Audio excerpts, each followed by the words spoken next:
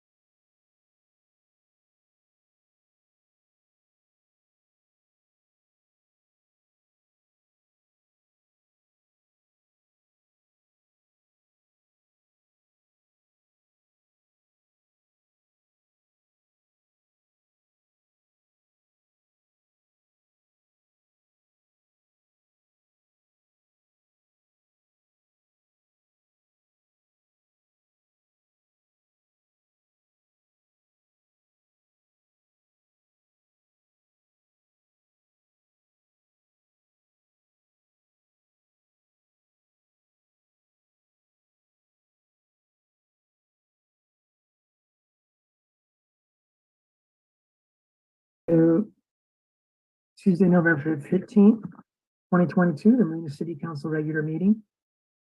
We started in closed session at 5 o'clock. I'd like to ask our city attorney, Heidi Quinn, if she could summarize for everyone our closed session. Thank you, Heidi. Thank you, Mayor. Good evening, council, members of the public. The council met tonight in closed session on 2 items. One, public employment appointment of the city attorney, that's Government Code Section 54957, B1, and real property negotiations in regard to APN 031-201-005. As to both items, information was provided to the council. The council provided direction to staff, but there was no reportable action taken. And that concludes my report, unless you have any questions. Are there any questions for Heidi? Okay. Thank you, Heidi. We could have a volunteer to lead us in the pledge after a moment of silence. All right, Councilmember Christina Menina Dirksen, after a moment of silence, let's all follow you in the pledge.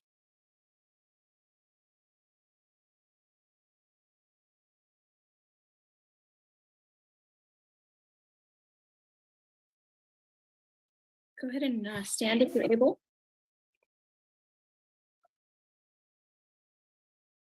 I pledge allegiance to the flag of the United States of America and to the republic for which it stands, one nation, under God, indivisible, with liberty and justice for all.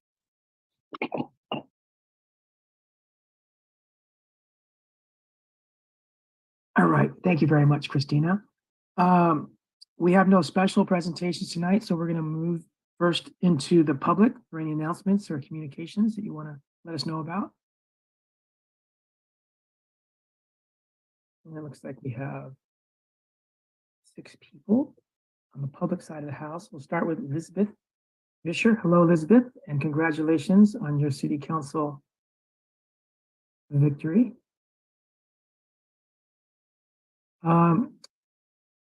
Can someone co-host me? It looks like I don't have the ability to unmute.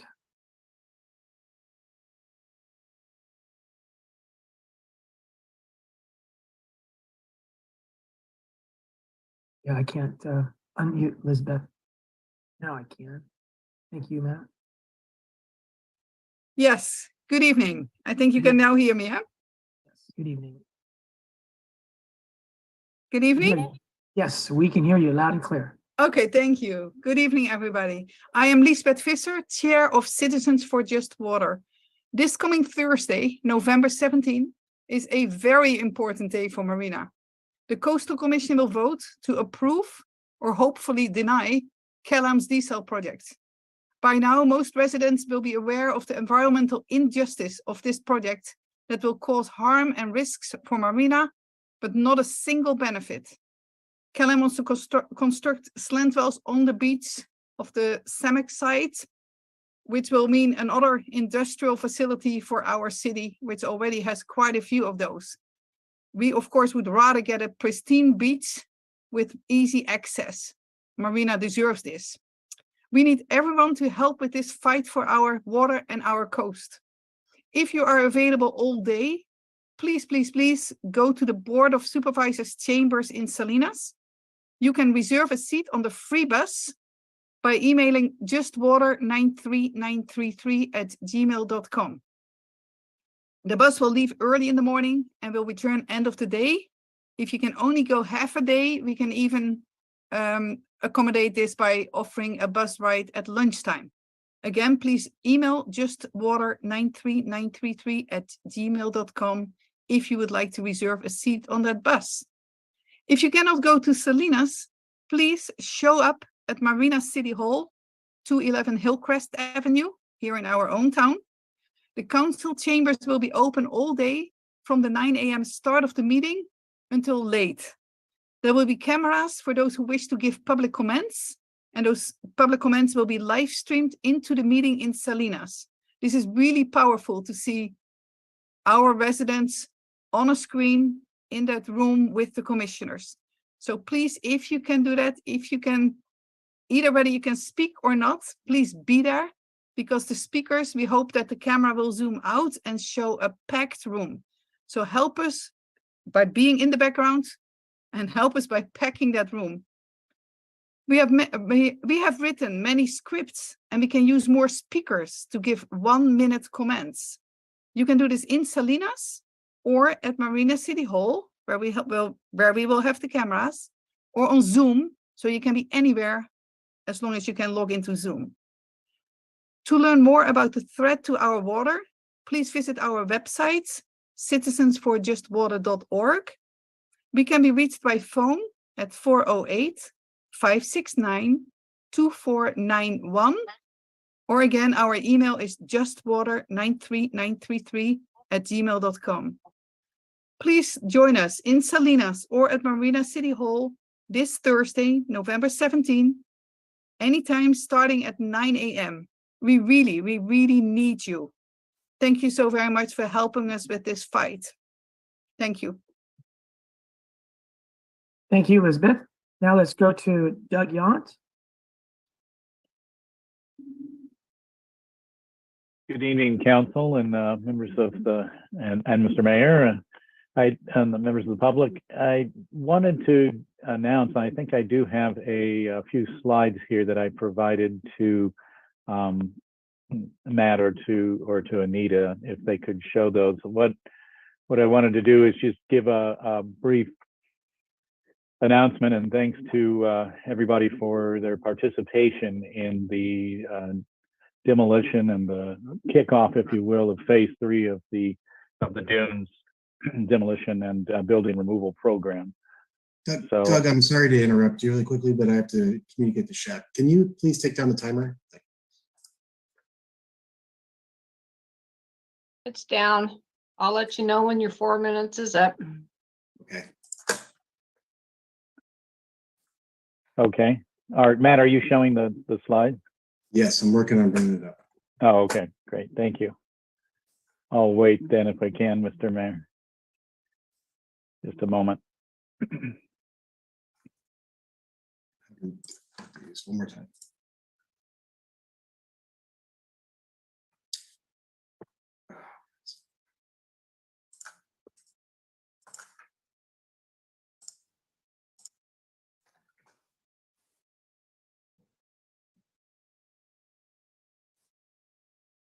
Okay. Thanks, Matt. So I just wanted to give a brief, again, thanks to the community and to the council and planning commissioners and others for participating last Tuesday, the 9th, on the kickoff of the Dunes Phase 3 building removal. It is the last phase of building removal in the dunes. If you can go to the next slide, Matt, please. There's about 134 buildings left that have been to be removed. The green area is roughly the area that's shown there for the removal. Over these last several months or more, there's been significant interior abatement that's been completed that was lead and asbestos and other contaminants, particularly those two relative to building materials that were removed first. And then there will be also those materials taken care of when they're moved, when the buildings themselves are removed, the majority of the structure of the building. It's going to be about 4 to 5 months for completion of that removal, and at which point then that will prepare the site for further development. Next slide, please. You can see here the excavator on that 9th. Those who participated, you can see the excavator Randazzo is the contractor working for Shea and MCP to remove these buildings. Next slide, please. Here's a auspicious group that was involved in the groundbreaking, if you will, or building breaking. I'm not sure how you classify it, but I do want to thank Councilmember Christina Medina, Elizabeth Vischer. Congratulations on becoming a council member. Commissioner McCarthy and his will be the council member as well. Also Brad Imamura here is relative to MCWD, but he participated as well as others, contractors, and Mr. Hofer there as well, as you can see. Next slide, please. this is a little on-the-job training, I think, that a particular council member wanted to have. Always a good time. I encourage anybody to get a chance to do that. It's a lot of fun. Next slide.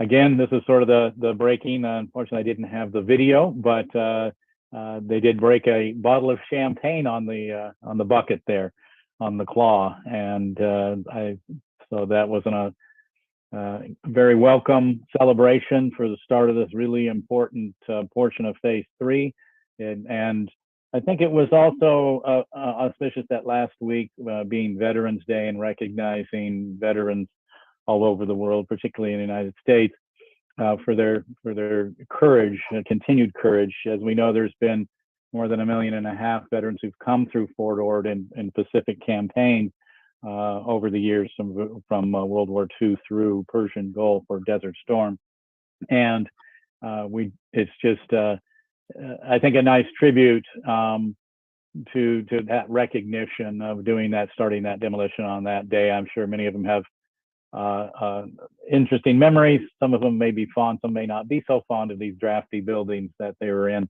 during their training, but it is important, and I think an important step forward for the community and the start of the next phase of the project, which is really exciting. So just want to say thanks to everyone who participated, and thank you, Mr. Mayor and members of the council, for the opportunity to highlight that important part of the Dunes project. Thank you. Okay, let's go to Archie Warren. Good evening, Archie. Good evening. Thank you, council members, mayor, and city manager for letting me speak today. My name is Archie Warren. I've been a Marina resident since 1987. You generally will only see or hear from me when I see that there's something needs to be addressed. Usually it has something to do with public safety or Marina residents, for our Marina residents. The citizens of Marina are about to lose Chief Tina Nieto, but fortunately she will be Sheriff Nieto. I'm a retired Monterey County Sheriff's Commander with over 30 years experience and a Navy veteran. The citizens of Marina expect the same level of commitment we have with Chief Nieto. The next chief of police has to be someone the citizens will recognize as a symbol of public faith, a law enforcement officer whose fundamental duty is to serve and safeguard the lives and property of Marina citizens. Someone who has proven track record of working with our community members based on proven policing concepts to address public safety issues. Fortunately, for our citizens, we already have that person working at the Marina Police Department. Commander Eddie Anderson, a 26-year Monterey Police Department veteran, is the person where has already proven his commitment and loyalty to the citizens of Marina. I know that Chief Nieto has already advocated for Commander Anderson to be the next chief of police. I had the pleasure of working over 20 years with Commander Anderson on a multitude of public safety issues. Commander Anderson would be able to transition to this position on day one due to his administrative experience and knowledge of the Marina Police Department and our surrounding cities and agencies. Commander Anderson's history with our city and surrounding law enforcement agencies cannot be duplicated with another person as chief. I'm asking our city manager, mayor, council to also advocate for Commander Eddie Anderson as our next chief of police.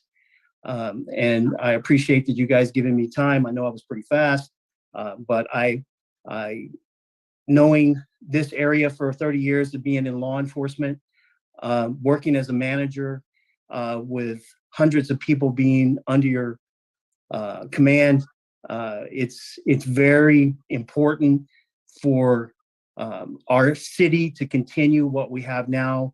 And I implore all of you to take the biggest look at Mr. Anderson, because I believe that he will be the best person for this position. Thank you for your time. All right. Thank you, Archie. Anyone else willing or wishing to speak, please raise your hand before we close public comment.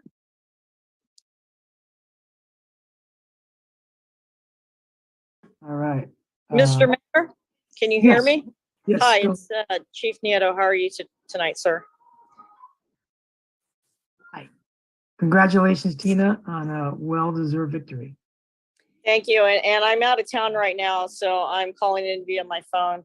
but I just wanted to reach out to the Marina community, the Monterey community in general, if they're watching this, and to all the members of the council, city manager, and the directors that are on the meeting tonight, just to tell them thank you for their support through an experience, my journey in running for elected office. So my hat's off to everybody who runs for public office. It is taking on quite an experience. And so congratulations to Brian McCarthy and Elizabeth Fitcher also for being elected to the city council. I know you guys are going to do a great job. And I just wanted to really, really thank the Marina community for helping me get elected as Monterey County sheriff, because I think Marina is headed in a direction that it's recognized as, a leader in social justice and community policing and just a whole bunch of stuff that deals with police work. And it couldn't be done without the support of the council and the city manager and the other directors. So before I log off to go eat dinner real quick, because I am out of town, I just wanted to log in and say thank you, everybody. Thank you very much. Right. Thank you very much, Chief, and I hope you enjoy a well-deserved rest. All right, let's go to Assistant City Manager Matt Mogeson. Thank you, Mr. Mayor. I just want to share fairly quickly here about an upcoming open house we're going to have. As you'll probably recall, way back in history, we started this ITP process. It's been a long process. There's been a lot of analysis, a lot of data gathered over the last year or so. But our next big milestones are going to be an open house that we're going to be holding on Monday, December 12th for the community. That'll be at our city council chambers. On hand is going to be some of our experts. Aaron Harwing with DDA is going to be there to answer any questions about our Gilead populations within Marina. We're also going to look at the different sites that we'll be discussing the following evening on Tuesday, December 13th with the city council regarding, again, just kind of some general feedback in the beginning here on our ITP process and the different sites we're looking at. So just wanted to make that announcement. Thank you. All right, thank you. And before we go to the council, let's have input from Tommy Balea. Good evening, Tommy. Good evening, Mayor, City Council. As far as water, I guess that's going to be a subject coming up in this month, but I'll be voting against it. I'll have my reason presented at that meeting. But all the best in your, hopefully that doesn't get approved, because I think it's just going to change the peninsula with more golf courses and more 16-room houses that we don't need, that are empty 300 days out of the year. But anyway, as far as Anderson as police chief, sounds like he's the right man at the right time. He's been there with a lot of patience and a lot of experience. I think you ought to bust a move. Don't go out shopping around. You got the man right there. It sounds like it. Sounds like he's got all the experience with Marina. Marina's growing. I think the man is right there. You don't need to look any farther. I think he's a perfect choice for the next police chief, and maybe we can institute cameras, roadway cameras, high resolution. It won't be no invasion of privacy. I don't know where that came from, but they have them in stores, they have them everywhere. So my privacy is given up when I go into one of those stores. But putting them on streets will control the crime in Marina by far. And it can be done virtual through a main police station. And they can save fuel, save energy, less air pollution, and all monitor it from one location. As crime can easily be eliminated in the city of Marina by just posting cameras. And I mean the good ones, not the cheap ones from China. We're talking the good ones here that can detect street violations, crime, people that are speeding through Marina, which is constant, Just, boy, all those accidents from that accident report that showed up in that report that you had the other couple weeks ago, I was astonished by all that. But in a combination of looking forward, I mean, you have to start making moves now because we don't want to let Marina go. Marina is a safe community. I enjoy it. I feel safe. I don't know if kids feel safe. I mean, the schools look like little airports in the morning. I mean, we walk to school. Maybe, I don't know, maybe there's something I don't see. They don't feel safe. But we walked and rode our bikes to school. That's how we got there. Even if it rained. I don't see how, but I guess times have changed. But anyways, vote no against that desal plant, because if that opens up, it's going to open up a lot of other problems. But I'll be there speaking on behalf of Marina as well, and as a citizen, fight against the desal plant and control the growth of Monterey Peninsula. You guys have a good evening. Thank you, Tommy. And we'll go ahead and close public comment. And let's go to any council members that would like to speak, starting with Councilmember Christina Medina Dirksen. Thank you, Mr. Mayor. I have a couple things to say. First of all, congratulations to Lisbeth Fisher, Brian McCarthy, who won their election, to all those who ran, including Les Martin, who's a Marina resident. He's here with us, and Chief Neto. Congratulations. I think definitely stepping up is a very difficult job. It takes a lot, and I commend everybody, whether you won or lost, for stepping up and doing it. I think it strengthens our communities when we have residents interested in the process. So stick with us, Les, and please stay engaged. A couple announcements I wanted to make. First of all, there was some Veterans Days events. We have a Rear Admiral living here in Marina. I was pretty excited to meet him. He lives in the dunes, and he's been invited to come do the pledge one of these days. But the American Legion had retiring of this flag, a reverent burning ceremony our Boy Scouts put on, and that was on Veterans on the last Friday. And it was a touching ceremony of the missing man table. And there was a lot of significance behind that. It just kind of reminds us the contributions of our citizens and the military. So we're very lucky to have that constant reminder here in our own town. The other thing I wanted to mention was Wreaths Across America. Contact the Marina Foundation. They are selling wreaths for the Nakagawa scholarships. A scholarship, that's a scholarship at Marina High School. So contact the Marina Foundation, and the perhaps Commander Anderson can talk later on about police collecting toys at Walmart for the holiday season. Another 2 meetings that are happening, perhaps Matt can speak about the building standards open house, and then Mayor Delgado, will there be a meal for Thanksgiving that you know of? So those are some things I had on my mind, but I just wanted to announce those things. And I will be talking on the consent agenda about the ceremony that was held out here at a rally for Veterans Home, Cal Veterans Home, somewhere in our area. There was perhaps the mayor would like to talk about that, but that's all I have to say. Thank you. All right. Thank you, Christina.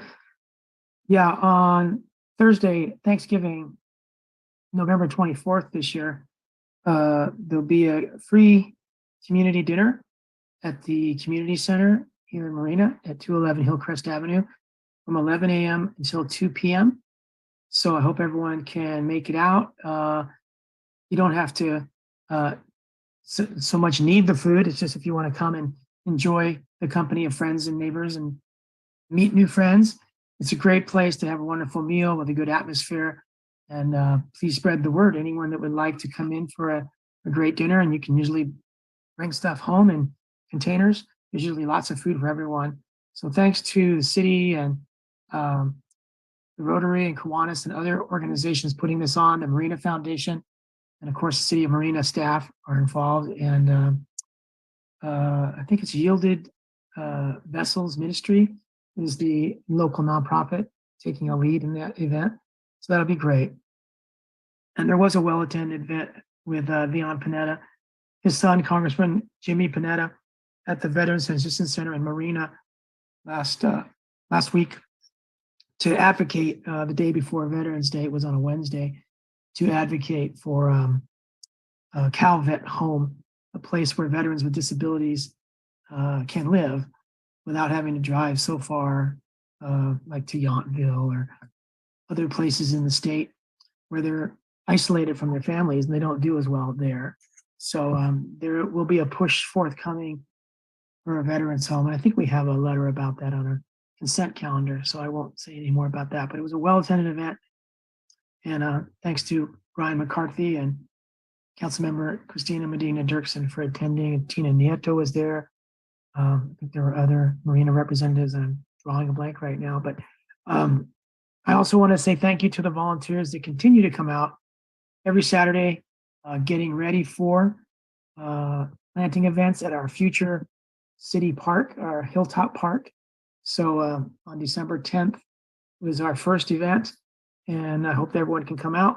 We're going to have a live band and refreshments from 10 a.m. until 1 p.m. And it'll be our first of several planting events where we'll try to get 7,000 locally grown native plants in the ground on Hilltop Park. All right, let's go to our fire chief, Doug McCowan. Go ahead, Doug. Thank you, Mr. Mayor.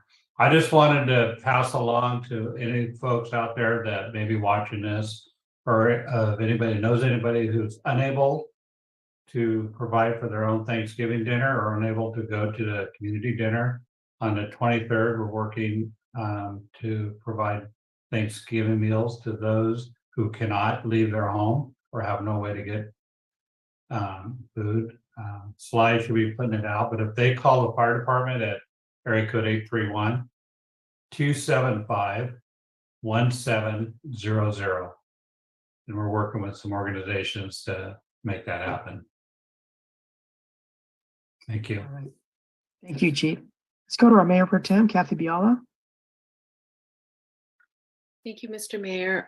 I just want to reinforce that on Thursday, which is Tuesday, Wednesday, 2 days, the Coastal Commission will be hearing the CalAm plant issue. And as Lisbeth Bischer said earlier, this is a very important time for all of Marina to show up either at the city chambers or the Salinas venue or on Zoom. We really need that. Just for everyone's information, in the morning, it starts at 9, but in the morning, there's going to be presentations by the Coastal Commission on their recommendation for approval of this project, followed by the applicant CalAm. The City of Marina has 15 minutes to present, followed by public agencies and elected officials, and then various community groups. Then they'll have lunch. And so it's likely that individual speakers, like all of you who have signed up, will start after lunch. And then, of course, at the end, the vote. I just want to say that this is a historic event, whether we get approval or a denial, and it will really have to do with whether environmental justice has true meaning or not. So please, please attend in the meetings, whether you speak or not, just be in the audience. And Citizens for Just Water has produced our handheld signs that you can hold up in the audience. It will be very important for the City of Marina and for the Marina Coast Water District. So thank you, everyone, for attempting to attend in 2 days, Thursday, November 17th. Thank you. Thank you, Kathy. All right, we'll close the special announcements and move to our business today, starting with the consent agenda. Does any member of the public have any brief questions or comments or wish to pull anything from our consent agenda? Okay, we'll close public comment. Same question. Let's go to Councilmember Christina Medina Dirksen. Do you have a brief question or comment or wish to pull? You're muted, Christina. Just a brief comment about the veterans home. We started to mention it. It's on the consent agenda, correct? Yes. Yeah, I'll let you, well, I just wanted to say that the closest veterans home is in Fresno. There hasn't been one in, I believe it's 8 years. It's in the resolution. Is that correct, Mayor? I believe so. So there's a big push, and we are proud to sign on to the effort to get some sort of CalVet home in the region. So this is very important, as I spoke about our vets, a very important, we're joining, I believe, 12 other cities in supporting this measure. So it's very important that we have a united front on wanting something like this. All right. Thank you, Christina. So I'll motion that we approve our consent agenda. I'll second. Any comments before we go to a vote? All right. Anita, if you can give us a roll call vote, please. Councilmember Medina Dirksen, Yes. Councilmember Burnett, Mayor Pro Tem Biala, Yes. Mayor Delgado. Thank you. That motion passes. Not sure, did David Burnett vote? If not, it's 4-0. I think we lost him. Okay, so that vote passes 4-0 with all of us voting who are present, 3-0, sorry. All right, and now we move on to our first hearing regarding the California Building Standards Code. Let's turn it over to our general building official, Dan Paulini. Good evening, Mr. Mayor. Thank you very much. So we're here for our second reading. Basically, this would just be getting approval from council to move forward with adopting the 2022 California Building Code. And then we would register this with the California Building Standards Commission, and we would be enforcing this as of the first of the year. All right, Dan, we got a email from County Supervisor Wendy Askew's office for Chief of Staff Jerry Anderson, suggesting that we take a look at REACH, which is, can you explain what REACH is? REACH is basically what it sounds like is what we would go over and above what is considered the minimum requirement in the California Building Code. So this would be possibly encouraging more green building standards. It could be a more energy efficiency, whether it's through more efficient heat pumps for water heaters and furnaces, maybe not allowing natural gas in new construction. There's communities that are moving forward in that regard. So that's what the REACH codes entail. I think we had brought this up at the last meeting, and Guido and I, we talked about that. And if that's something that the council wants to move forward to, that's absolutely something that the building department, in conjunction with community development, we would look at.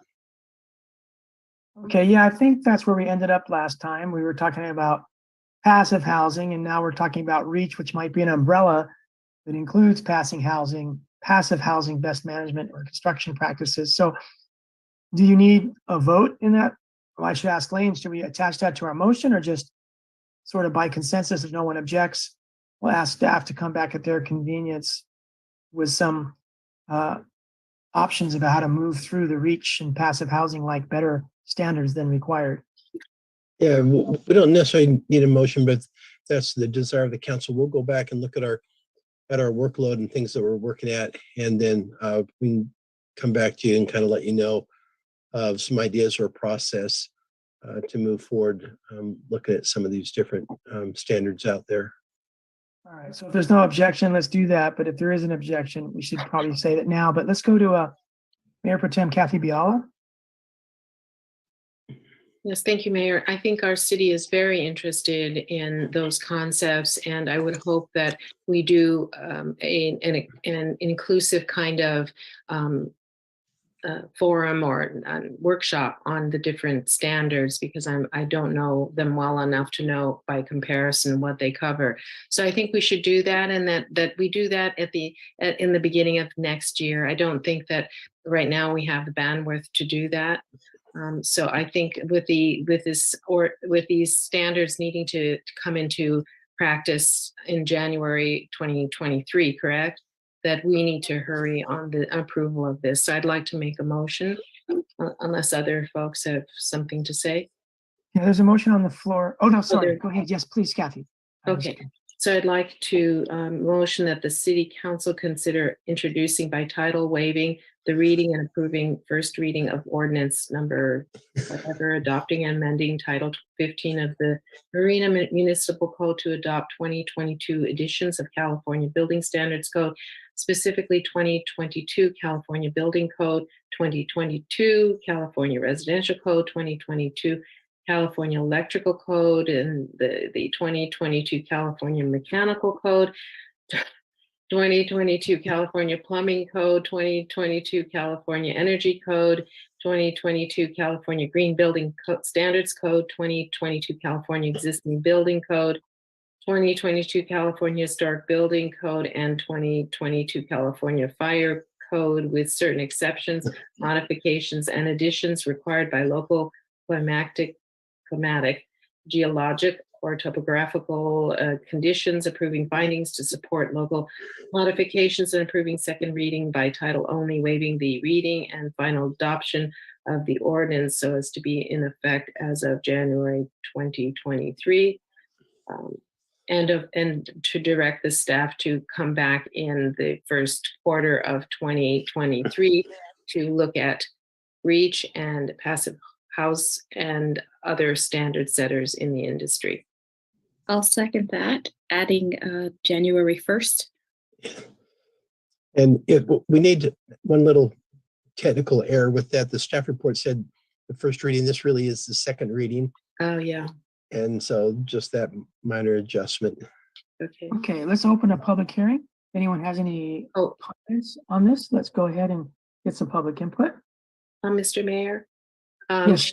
she made a friendly amendment, and I, as the maker of the motion, I don't want to accept that. I think that that's putting a lot of pressure at this point on the staff, and so I would be happy with first quarter. So if you don't mind, Councilwoman. Okay. Yes. All right. So they have a motion in a second. Let's go to Denise Turley. Good evening, Denise. Hi, thank you. Sorry about my voice. I have an issue that I have been trying to get settled that probably falls under energy. When these units out here were painted, all my weather stripping around my front door was removed, and it has not been replaced. And since the weather has turned cold, I've probably got 1/4 to 3/8 of an inch gap. It is cold here, and I cannot afford to heat outside, so I can't turn my I'm heat sorry, on. Denise. You have a really good concern, but it's not what we're looking for at this public hearing for comments on the building code. But please follow up with me or staff to get that fixed, because that's important. So my question is that a violation of the existing or the incoming code? That's my question. All right. Thank you very much, Denise. Thank you. Anyone else wishing to comment? All right. Let's go to Tommy Balea. Go ahead, Tommy. I mean, as far as the building codes, I mean, if you're gonna move forward on all this, I mean, it's gonna lead to higher costs of homes. I mean, all the people putting in solar panels, I mean, they should be putting in electric water heaters, so on and so forth. Their stove needs to be electric. if it's really going to work. But if they're going to stay on natural gas and have solar panels, there should be some ordinance in there that we control this, because we're not changing anything. We're still burning fossil fuels, but we have solar panels. We have so much solar in the state that we need to institute stuff like this in your code to make a difference, or else all that solar during peak winter when the sun's out, guess where it goes? It goes to Texas. They're gaining it. They're building all the factories. We're not getting anything. We need to start controlling that here by people that have solar panels need to go all electric. That's the way it's going to work. They want an electric bill that's zero each month. And it's unfortunate, but it's kind of biased because the wealthy are getting the benefit. The people that rent don't actually see that savings. And it's kind of I don't know, it's kind of an unfair playing field. And they're trying to do something about it, the PUC, the PG&E, to make it all balanced. But if you institute these codes, I mean, it's going to lead to higher prices, less affordability. It's just not going to be sustainable. I mean, it's going to work in some ways, in other ways, I can understand the wealthy are going to benefit because they're going to be up to code, but other people are going to be pushed off because they can't. Now, I don't know how all this is going to work. Is it going to be working forward, or is it going? These codes going to be working forward? I guess is the question, or is it going to be grandfather? You're going to be looking at old homes, say like I want to develop my house or add on. Are you going to institute all of this stuff on me? I guess that's the question. Or is it only on new development, the big stuff that you're looking at, these 100 homes? Do you want those to be in these codes, or is everybody going to be on the same? I guess that's the point. Everybody going to be on the same playing field? Because if we're just going to continue those homes putting in water heaters and their gas, we're not moving forward. We're just taking a step forward, but then we end up taking a step backward. We're still burning fossil fuel, and yeah, their electric bill is zero, but we're not accomplishing anything here. So I don't know how these codes are going to work. I don't know if it's going to be only for these new developments, because you're building hundreds of homes at a time. And yet, as far as I know, they have gas water heaters. Maybe I'm wrong. Maybe some of them now went to gas or electric, I mean, which is the whole idea. But I don't know. I just think that it's going to lead to higher prices, home prices.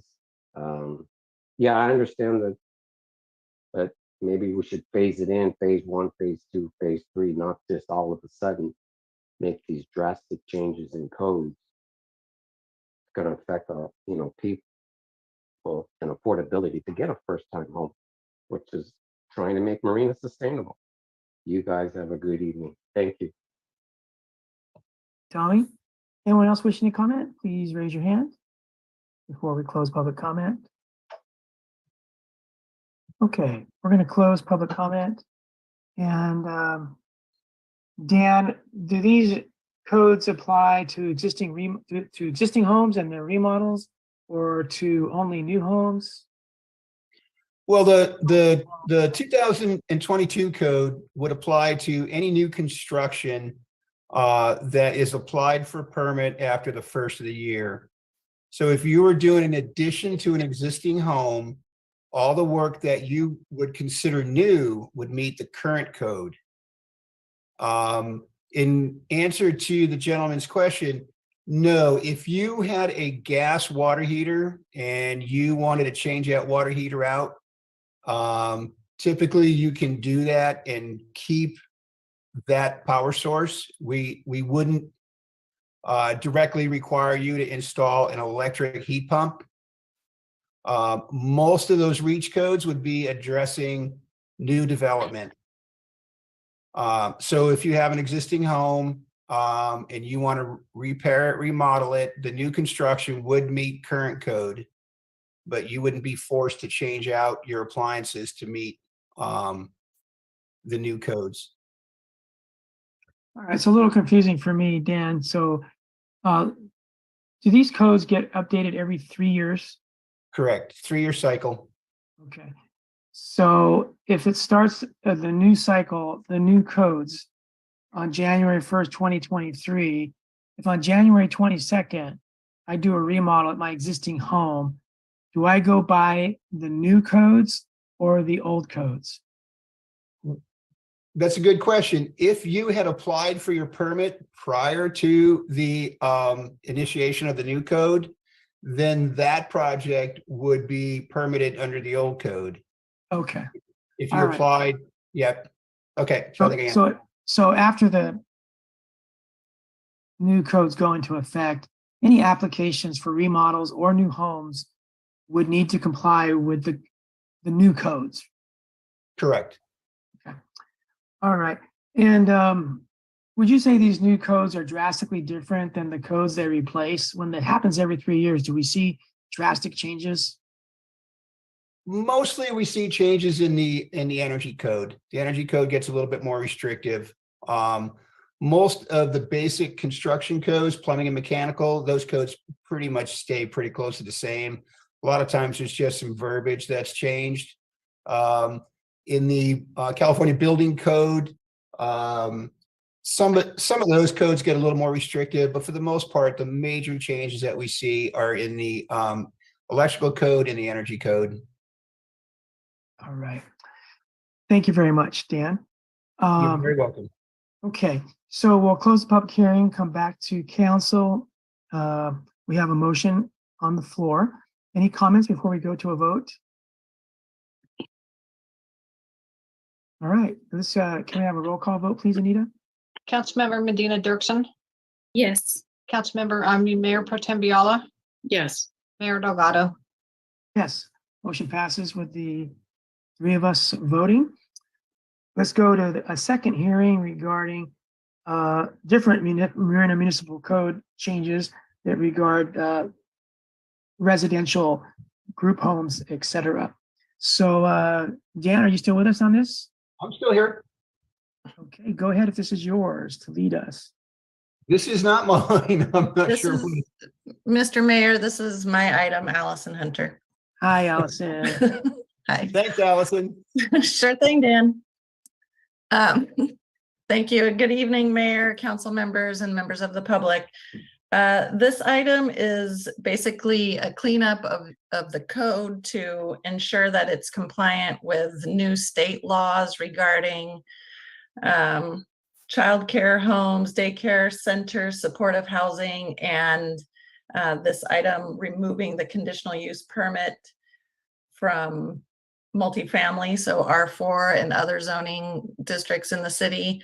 These are helping us move our 2015 housing element further into compliance. As you know, it's out of compliance right now, and so we're undertaking a variety of these smaller ordinance fixes just to kind of chunk away at getting closer to compliance for the 5th cycle housing element. I do have a very, very brief PowerPoint. If you are so interested, I will just share my screen. Let me see. Okay, can you see my little slideshow? Yes. Great. So it's not in slide. Yeah, because I'm just going to show a couple of slides rather than my whole thing that get down to the meat and potatoes. Thank you. So just going, the small and large family daycare homes refers to Title 22, Division 12 of the Code, California Code of Regulations. And this is changing the capacity for both small and large family childcare homes. It's also changing the name from daycare home to childcare home. We're updating our definition, and we're just making sure that our code also refers to the licensing title, that the CCR Title 22 Division 12 is the state licensing. So we just want to make sure that anybody interested in opening a small or a large family childcare home is referred to the proper state code. This is intended to allow these small and large family childcare homes in single family residential districts more easily. And we also, as part of this, as you'll note in your staff report, are updating the definition of childcare center as well. Moving on to the supportive housing, this is also in just making sure our code is up to date with state law, which requires that we allow supportive housing as well as transitional housing in any of our zoning districts that allow multifamily use. So in our code, we're simply adding it to the planned commercial, the C1 and the C2 zones, and then updating the definitions as well. And then one of the implementation measures from the 5th cycle housing element was to amend our code to remove the conditional use permit requirement for multifamily housing in the R4 districts. So this effort is just to make sure that our code is up to snuff with what the state requires. These 3 items did go to the Planning Commission in September. They recommended approval to your City Council. And that is it. If you have any questions, I would be happy to attempt to answer them. Thank you, Lisa. Allison, sorry. All right, any questions for Allison? Let's go to Councilmember Christina Medina Dirksen. Thank you, Mr. Mayor. Thank you, Allison. I do have 2 questions. One, was there some noticing requirements of this change? Did all supportive housing, or just tell me a little bit about the noticing requirement if people are aware who provide these services that this change is happening? Then I have a second question, but I'll let you answer first. Sure. We don't notice existing providers of these services. However, the state law and our local ordinance does require that we publish a legal ad for projects like this that are like a code amendment, a text amendment that will affect more than 1,000 people. So since this is a citywide change to our ordinance, we did run a legal ad for both the Planning Commission meeting and this meeting. So how do people know whether how do providers know whether they're in compliance or not? And what is our plan for any providers that are out of compliance? We haven't looked into any providers that are out of compliance at this point. If any new providers wishing to develop transitional housing or supportive housing come in, really, this is just for new developers to provide more opportunity for them. So we're not necessarily going to be looking for the providers that are already operating to come into compliance. If for some reason they're not in a zone, but they did receive the required permitting previously, they could be considered legal non-conforming.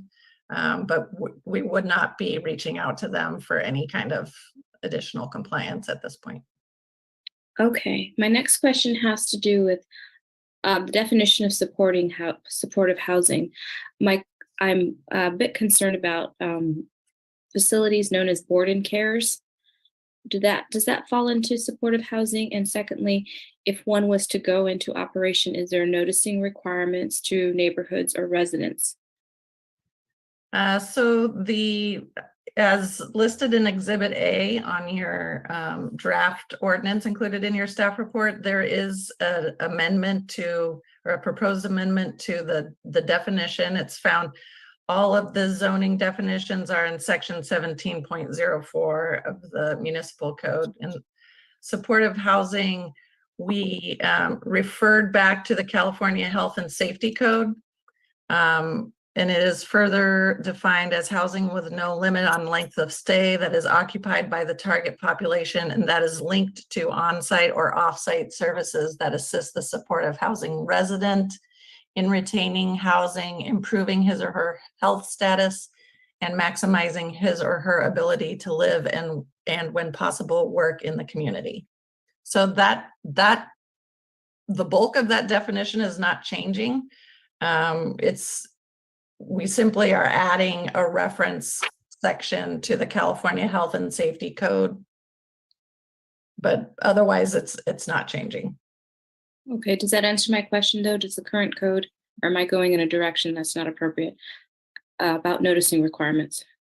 This doesn't specify noticing requirements. There may be separate noticing requirements under Health and Safety Code, but not in our municipal code.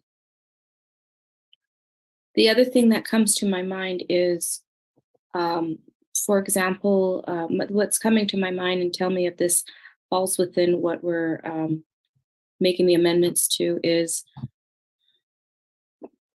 how long-term is the housing? For example, there is some hotels that have permits. There is a hotel that has permits for transitional homes. At what point does their permit go from transitional to long-term? I'm speaking specifically about a property near the beach that is putting up people who are homeless. So does this speak to that? And bringing This doesn't speak directly to that particular project. That's a project room key, and that has its own separate timeline. That was an emergency-based item that the governor's office approved during the pandemic.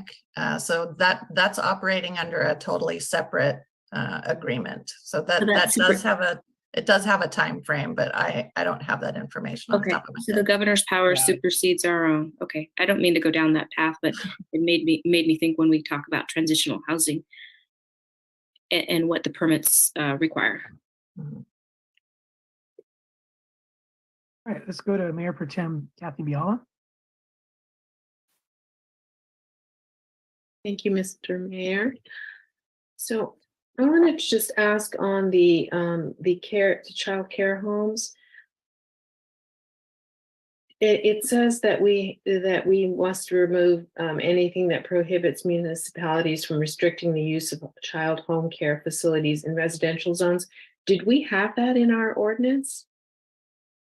What we did was increase the number of children allowed for the large and the small, and then they used to be listed as accessory uses under the residential zoning districts, and we moved them up to more primary, so they're just more obvious that those are allowed uses in those zoning districts. Okay, so this change just in the ordinance says that you have to say specifically that you can't prevent them from happening in residential, but we allowed it, so we don't have to, we didn't change. Right. So what was the previous one for small? It says now we have to say up to 8 children. What was it before? 6 or fewer before. 6 or fewer. Okay, so they're really expanding this concept, which I think is something that our city and our region should be exploring a whole lot more, because I think it impacts women in the workforce particularly. And I know that this is one of those key issues that we don't have enough provision of childcare of all ages, but in particular, some that could be handled in the home space. So I hope that we continue to address these issues later in our agendas. And I am kind of participating in an effort already in that direction. So I'm happy to see that the state has looked at this and they're trying to facilitate more childcare. So thank you. That's all I have. All right. Let's go ahead and open a public hearing, and we can come back and get a motion. So we'll open the public hearing. Anyone wish to speak to this matter? Please raise your hand if you do. All right, not seeing anyone. We'll close public comment. And would someone on the council like to make a motion? You don't need to read the whole motion and just kind of summarize it. You can say as it's referred to in the agenda. Okay, I'll make such a motion since I spent my time reading that last long one. So I'd like to make a motion to accept the resolution for item 9B as presented in the resolution, written resolution. I'll second. Oh. All right, City second. attorney, yeah, city attorney has a comment about that. Through the mayor, I think it would be really appropriate just to say that you're approving the first reading of the ordinance. Okay. So I'll add that to the resolution that we're approving the first reading of the ordinance Okay. and everything else as written in this. All right, and it was Motion. seconded by Councilmember Lisa Berkeley. Welcome, Lisa. All right, any final comments before we go to a vote? All right, can we have a roll call vote, please? Councilmember Medina Dirksen, Yes. Councilmember Berkeley, Yes. Mayor Pro Tem Biala, Yes. Mayor Delgado. Yes, thank you everyone, especially Allison for doing this. And Allison, we appreciate your taking chunks, baby steps out of where we need to go. And we have something coming up here next regarding R4 zoning district. Would you like to proceed with that? Yes, thank you, Mayor. This item is a very, very simple fix. It's just a correction to section 17.12.060 of the municipal code, where we believe inadvertently with the Planning Commission and City Council's adoption of the accessory dwelling unit ordinance back in 2020, where a definition for the height of ADUs was added to the R4 residential multifamily zoning district, and inadvertently just the standard height for buildings in R4 was removed. So this amendment is simply putting the height that has always existed of 42 feet and 3 stories back into that code section so that it's very clear for the public and staff as well, and people interested in developing in that R4 district. So very simple fix. All right, thank you, Allison. Mhm. Let's open a public hearing and go to the public. Anyone in the public wish to speak to this matter pertaining to height limits in the R4 zoning district? Okay, we'll give one another moment. All right, let's go to Tommy Balea. Good evening, welcome back, Tommy. Good evening again, Mayor, City Council. Yeah, I mean, you kind of see that ordinance on the new side of Marina, on the south side, and everything's high, 3-story, 4-story. And Marina, or the rest of Marina is kind of a single layout floor type. And now you're starting to see it on the existing Marina where things are not single story. They're, now they're 2-story, and now I see 3-story off Carmel Avenue. There was some 4-story unit, a 4-story housing unit built. I mean, if that's the kind of blight you want, I mean, hopefully they have good legs and good knees, because I'll tell you what, no way on those type of dwellings for me. I mean, I know it, you precious real estate, but I know real estate is precious, but if you're going to build up 5 or 6 stories, boy, they better be ready for the next big earthquake. I'll tell you. And you were talking codes earlier. Those standards even better be improved for earthquake, because the higher you go, that's where things are going to start showing up. And that's where you need to enforce. But if that's, I don't really like it. I mean, you can build 4-story marina and you still don't have an ocean view. So I understand, because of the sand dune. The sand dune blocks our view. If the sand dune wasn't there, well, then we would all have views of the ocean. But building higher is not going to get you that visibility to the ocean, if that's what maybe you're trying to accomplish. But in this case, I'm pretty sure it's real estate. Real estate's so valuable. Well, we're not going to build. We're going to build up, because obviously you save in real estate. I mean, I understand the whole part of that. But then again, you have to have fire. I'm assuming that with these codes, you have fire sprinkler system, fire suppression, more than one exit, fire alarm systems. I'm sure all that's in place now. You have to, because there's more of a safety thing. But if that's how Marina is going to look, I mean, I see it in the south, but I'm starting to see it in central Marina. But if that's the kind of architecture we're gonna see, I mean, and it's whatever. I mean, I think it's just, you're just getting, I understand it. You're trying to get the density. The density equals more tax revenue for the city. You know, on and on. I see the whole picture now. I see it. So if you want housing density, you're definitely going to get it. But my God, people stacked up all over. I mean, at some point, I mean, how much government are we going to have here? I mean, I Excuse me, understand. your comments should be directed to multifamily housing in the R4 district. We're not talking tonight about single family housing. Okay, I'm this R4. I mean, if you're just going to continue to build higher, I mean, I think it's just going to, I think it's going to ruin the ambience of Marina. I mean, I understand the housing density. Excuse me, Tommy, what we're voting on today is returning to 3 stories. We're not talking about 4 or 5-story buildings. We're talking about returning to the previous code of 3 stories to comply with our 2000 general plan. I thought it was 2 stories and you're trying to go to 3 stories.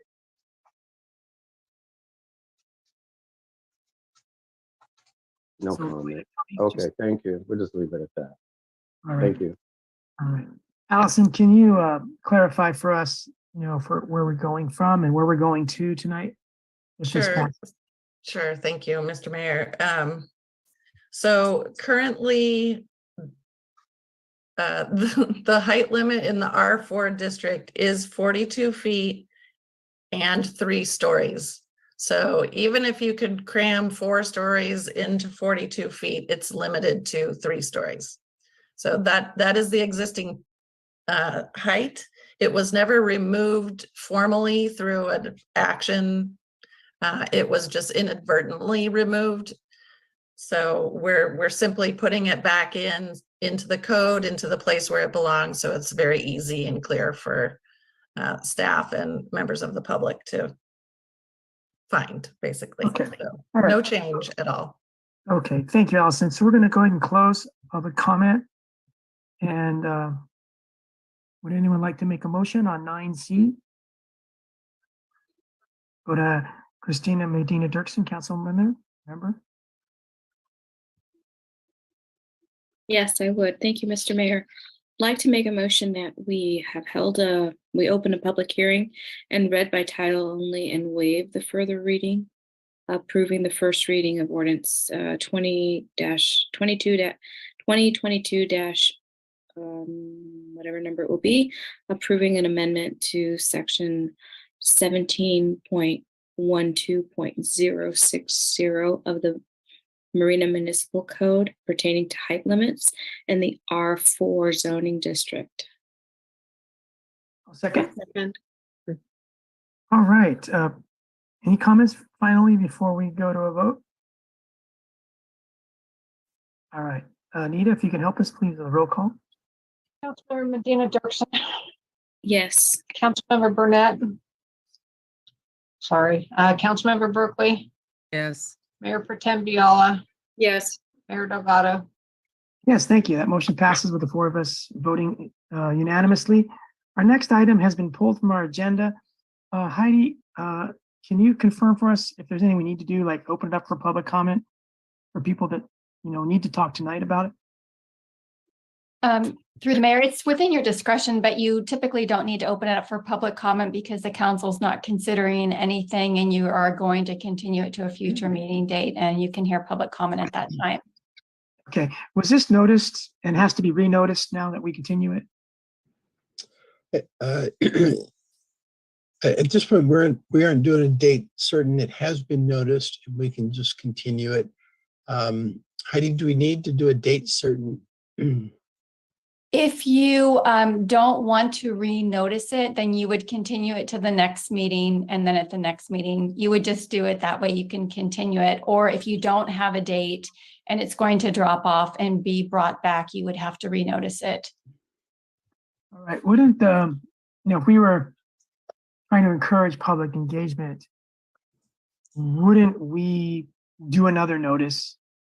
Because it'd be hard for people to track every meeting And when we finally did it, they'd have no idea we were doing it unless they were on the email list to get the agenda and see it. Well, and if this is just a modification to the use permit, we can check with planning, but I'm not sure there was any. We can find out what type of noticing was done Okay, Guido? for this particular hearing. All right. An ad was put in the newspaper. And we did notice people within the standard noticing requirements. So, All right. Did we pay for that ad, Guido? yes, we did. So what do you suggest, Guido? As far as I noticing? mean, if we're continuing it just to the next meeting, I think generally people will be able to follow it. If we're going past that, it probably makes sense to renotice the item. Okay, I got my sense from Lane that it was going to be continued to the uncertain date. We didn't get a confirmation back if December 6th works, but that would be my suggestion. Just continue it to the next meeting. All right. And that should work out. All right. Anything we need to do it formally or just by consensus, we continue this to the next meeting in December 6th? Through the mayor, I think it would be appropriate to make a motion to continue the item to December 6th. I'll motion we continue this item to December 6th. I'll second it. All right. Does any member of the public wish to speak on this matter? All right, let's close public comment. And if we can go to a roll call vote, please, Anita? Councilmember Medina Dirksen, Yes. Councilmember Berkeley, Yes. Mayor Pro Tem Viola, Yes. Mayor Delgado, Yes. Thank you. That motion passes. We'll see everybody on the 6th about the cannabis extension item. So now we move to a $1.9 million Quint fire truck, and our fire chief, Doug McCowan, is with us tonight. Thank you, Doug. Thank you, Mr. Mayor, members of the council. Before I get started here, Matt, could you please move John Burton over in case he has any questions? It just all run together and the attendees there. And I'm going to go ahead and share my screen.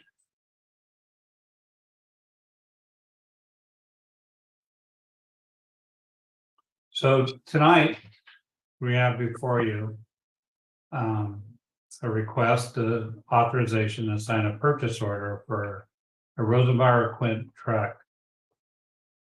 The fire truck, and I'm going to get into the difference a little bit later to the presentation here, but it's been identified as a need for the fire department. And this has been identified a long time ago. There's multiple factors that factored in, and I'll talk a little about our building construction and how we use it. And what another driving force also is the fact that the pursuit of Monterey's fire is going to relocate down the road. And that's going to make the response longer than a first due. So fire truck's been identified as a definite need. And as such, we've been working for over a year on these specifications. So this is not something that we've thrown together in the last month or so. And the reason that it's coming today is because we've been informed that become December 1st, they're going to have 15% increase. It's over $288,000 starting December 1st. When we first started working on it, we got the first idea of the truck we wanted, and we had a price on a truck and equipment was $1.5 million. And in 2021, they had over 4 increases. This increase, December 1st, will be 3 increases this year, and we don't know how many next year. There's multiple reasons for it. You know, I think a good example when we bought our extrication prop, our door prop, it went up over $20,000 in a matter of 3 months because of the steel prices and everything. If council approves the signing of the purchase order tonight, we can expect to have an in-service date of probably the first quarter of 2025. So this is a long process, and this is nothing that's going to happen overnight.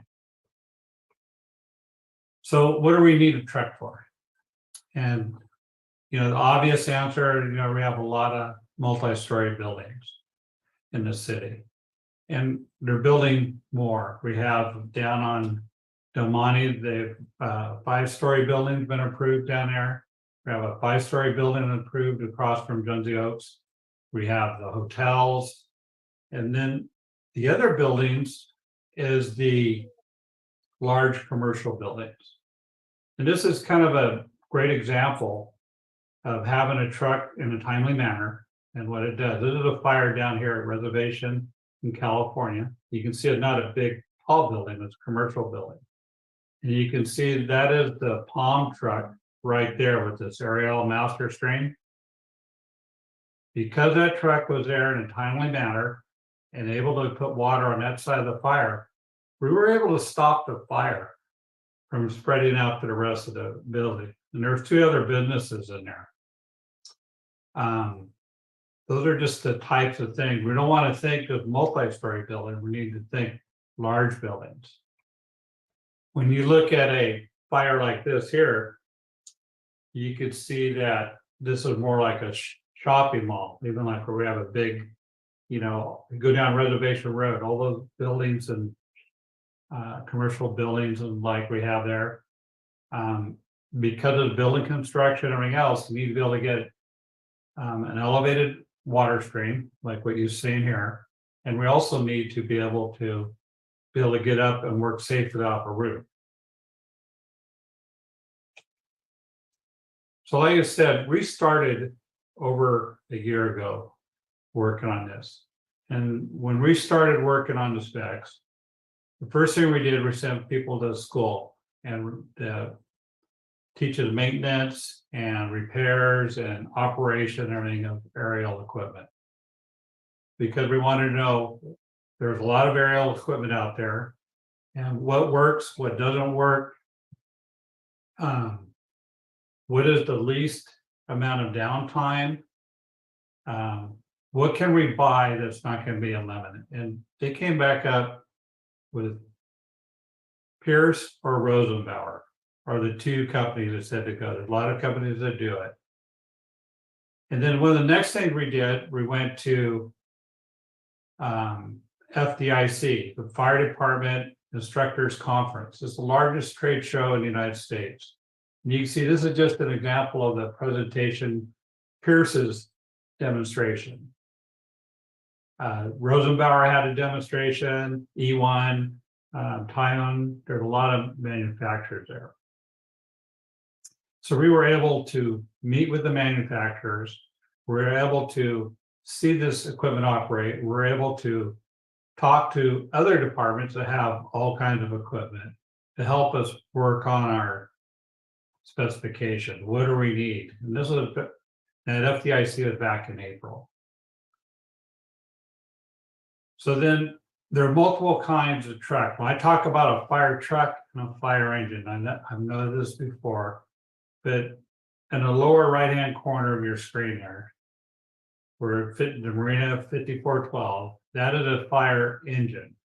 It does carry ladders that allows us to work up to 2-story buildings, and it has a pump, water hose, and those things. There's 2 kinds of trucks. And so I just they're not very good, I apologize what I was able to find. The truck on the top here is a Salinas City, it's a tiller truck. And the one on the lower left is Monterey City's tiller truck. These trucks do not carry water, they do not have pumps, and they take pretty much a support engine. But they are very maneuverable. They will get into tight spaces. In fact, that fire where they showed the palm truck, we ended up getting Salinas' truck was able to back around the back side of the building to get to the other side of the fire. So these things are very maneuverable. But those trucks are staffed 24/7. And we're going to be more of a cross staff. So this in front of you here is what's called a quint truck. This truck carries water, has a pump, has a 104-foot ladder. In fact, this is Central Fires, our neighbors just to the north of us. And I need to shout out to those folks. They've been very helpful. This is a 2019 model that cost 1.4 million. And there's a lot of things we learned from this truck and these specifications that's really helping us along. And we learned, and we'll see, I'll show you some differences as we go back and all some of the little nuances we've been working on.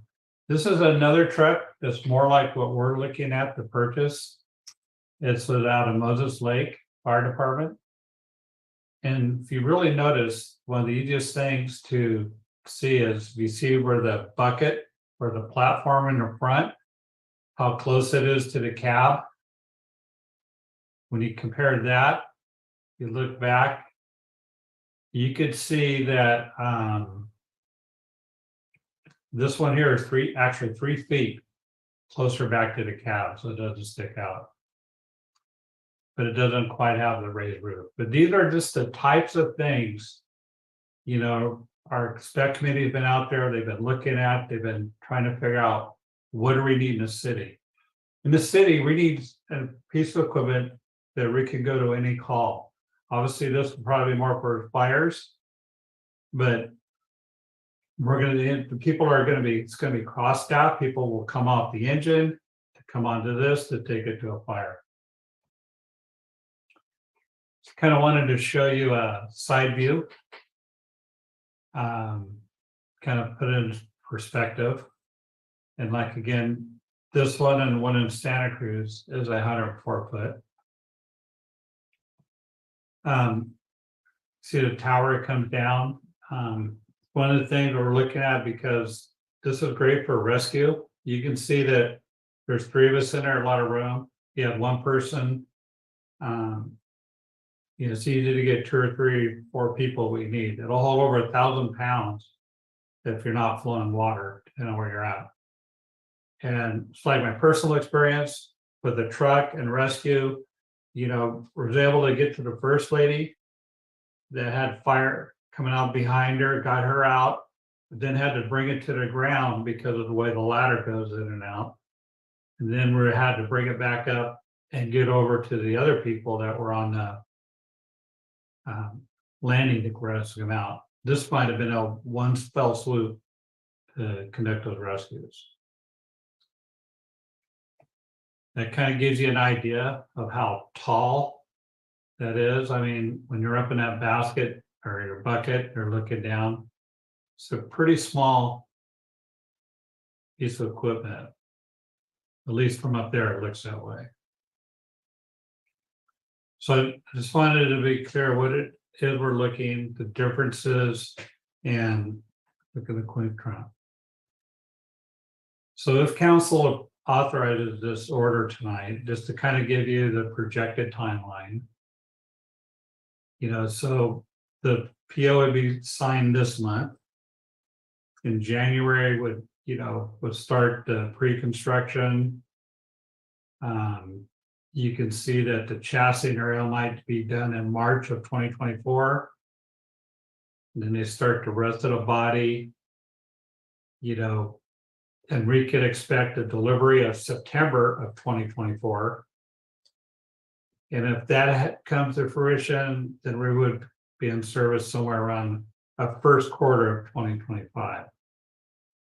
And you can see some of the urgency too, because Palm is scheduled to relocate next year. There are different payment options. We could, and some savings available. We can, you know, pay just the total bill in September of 2024. Or we could pay so much in March of 2024, and then in the balance in September. We have a couple options. We also have a payment. We could pay some this month, and there's some savings there.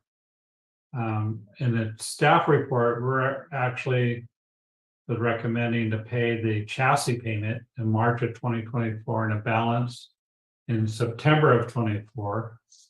And that gives us a savings of $18,555.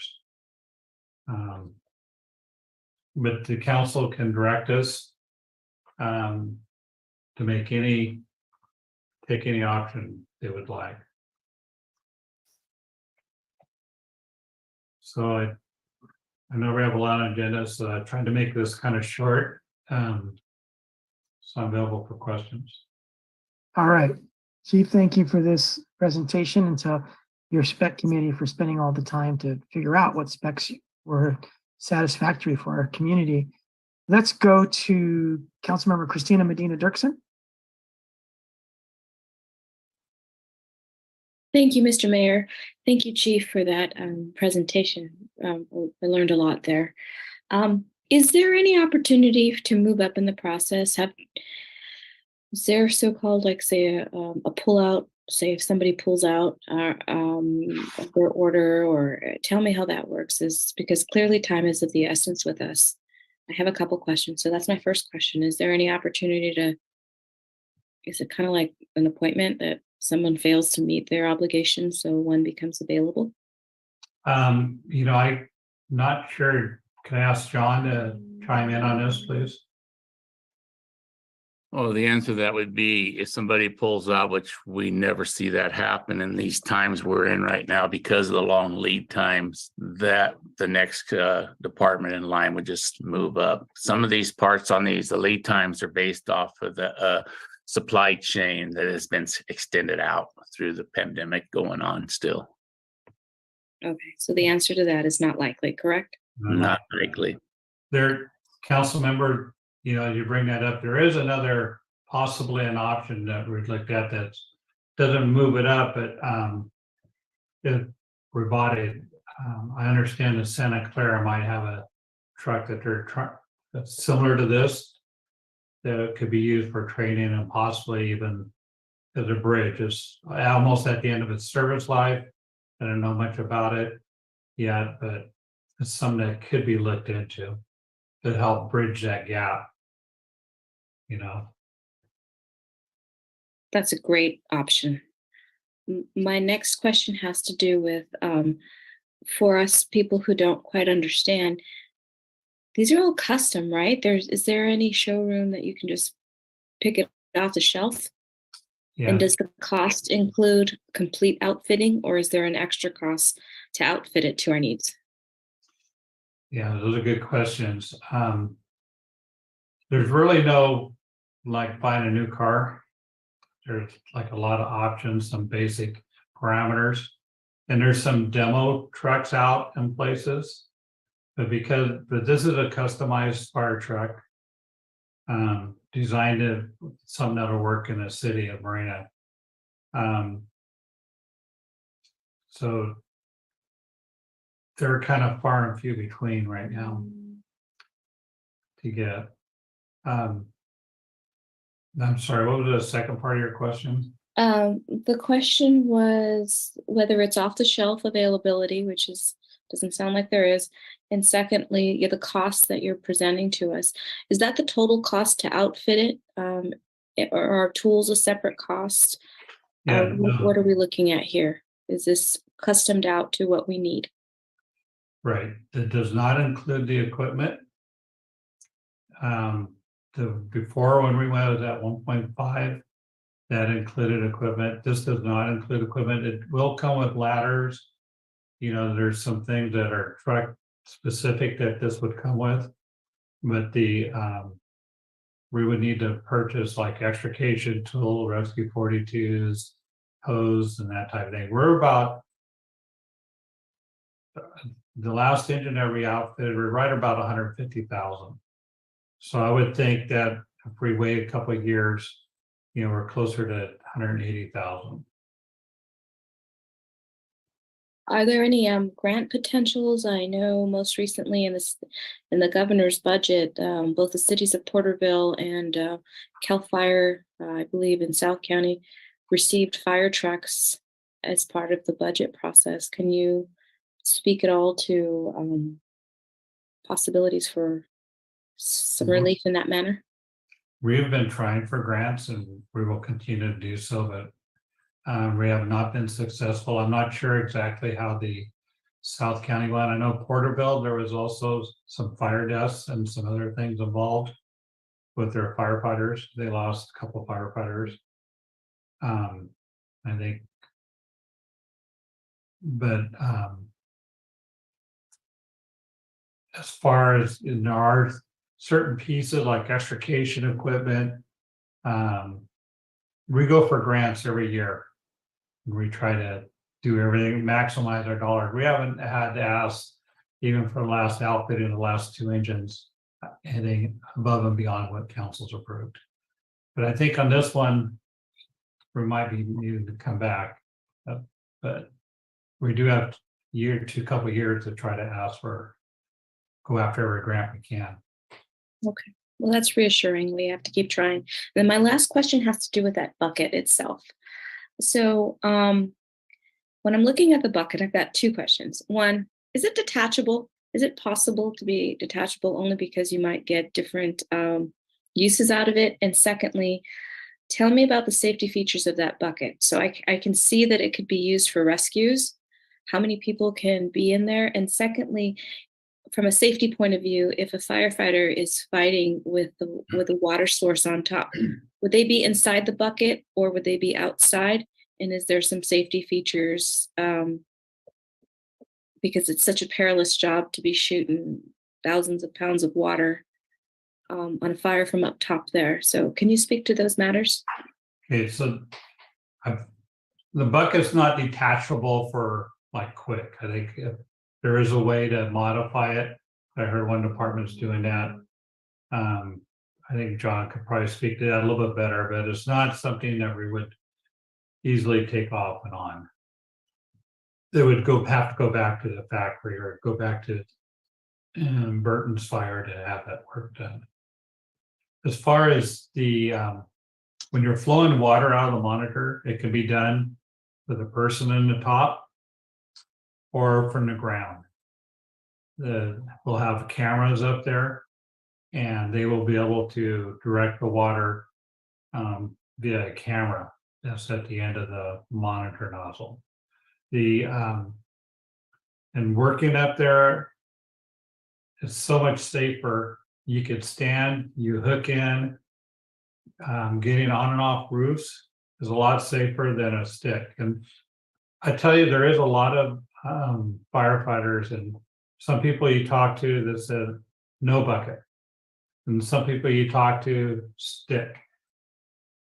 But, you know, we're going back and forth and no question that the bucket's a safer one to work off of, you know, and so that's why we went with the bucket.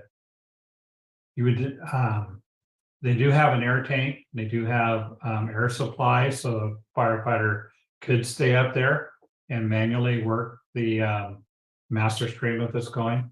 It cuts the weight limit in half, goes from 1,000 to 500 pounds. So you could really put 2 firefighters up there, but I don't know why you would. But I think as far as safety, it's better to use a remote control down on the ground and, you know, direct it from the ground and stay out of the smoke, out of the carcinogens and everything else. So it would be blowing up, billowing out of smoke. And how many people fit in the bucket? We had 4 in it, went up. So you could put 4, so you can put 4 people in it. That's tight. You know, I think 2 people is real comfortable, 3 people is okay. And it really goes by weight. And these trucks now are smart. So if you try to overload it, it'll tell you, or it won't even work. You're not going to go up, you're not going to go down. You're not going to go too far to this side or anything else. Like you saw that one picture I showed, there's 3 of us in the bucket. Mm-hmm. And that we still had full range of motion. That obviously we didn't have our turnouts and, you know, but we did have harnesses on and we were locked in when we were doing that. And the three of us were pretty comfortable in there. So is the alternative, we didn't have the bucket, is for people to climb down that ladder? See, that's the other thing. To me, it's like faster getting people to work, because when you have a stick, what they call a straight stick, the ladder will go around, you put it in position, then everybody will climb up the ladder, one behind the other. And then if the guy get off onto the building or do anything, they just do that one time. On the bucket, before the ladder goes up, everybody just walks down on top of the truck and walks into the basket. And then they raise it up and put it wherever it needs to go. So if you have fear of heights, then this is a better alternative. Yeah, and that's another consideration too. I mean, a reality is, we're looking at the training and everything else, because if you can sit there and hold on to something, you feel a lot better about where you're at. Right. I'm taking up a lot of time and I'm sorry, but I did have a lot of questions. And I have one last one. So currently we have a Rosenbauer and we have a second one coming. Is that correct? And this would be the next one. How has Rosenbauer been holding up with us? Have we had a lot of maintenance issues? If there's something that can't be fixed, do we have to send it far away and that puts everything out of service? How is it working out with us, with Rosenbauer? Yeah, it's been working out good. We had a problem with a water leak on one. We've had some motor issues, but that's not Rosenbauer, because they all use Cummins motors. We had a transmission issue, which is an Allison transmission, which is the same. But I think when you get to the Rosenbauer part, that's electrical and the wiring and things like that. That's all been top notch. We haven't had any problems there. So, we've been happy with them. And we do have the second one here. And it's actually being used right now out of Station 1. The Station 1 engine is actually in a shop now. It's just having a lot of maintenance. Everything's been breaking down one after another. Just we're trying to get caught up where we're not broke down all the time. And it's just been a workhorse for us. Thank you. Thank you for asking all of my questions. As a wife of a firefighter, of course, I have a lot of questions. Yeah. Thank you. Thank you. All right, let's go to Councilmember Lisa Berkeley. Thank you. A couple of questions. First, you made reference to possibility of using another fire truck in the interim. About how much would that cost? I heard, and I haven't followed up on it, because until we can do it, and I don't know what kind of shape it's in. I heard like 23,000. I don't know if that's, and please, that is third-hand information. Okay, third hand, but is that, I mean, in your experience, that's a possibly realistic number for a fire truck? So we would say, let's make it 30 or 50 just for ease, right? So we could potentially purchase a almost retired fire truck for 50,000 almost immediately. That would take us through and give us everything we needed until this new truck would come. I don't know that it would be in service. It's out of service right now. And I'm not sure. It would be used for training for sure. The other issue that we have is we don't really have a place to house it right now. So I mean, it's more of I was thinking of more of a training. We got to that point, maybe next year. I don't know if it could be used for a year and a half or not, because it's out of service at the moment as we speak. Okay, Lane, I saw, it sounded like you were going to say something else. Yeah, I was gonna say we don't have place to put, there's a lot of things, and I wanted to be clear that we still have access to our to our neighboring fire trucks. We just wanted to get this going down the pike because of the long timeline, so we can be prepared for that. Okay, thank you. And then, so how does this, remind me again, how this ties into the currently allocated budget for the fire department?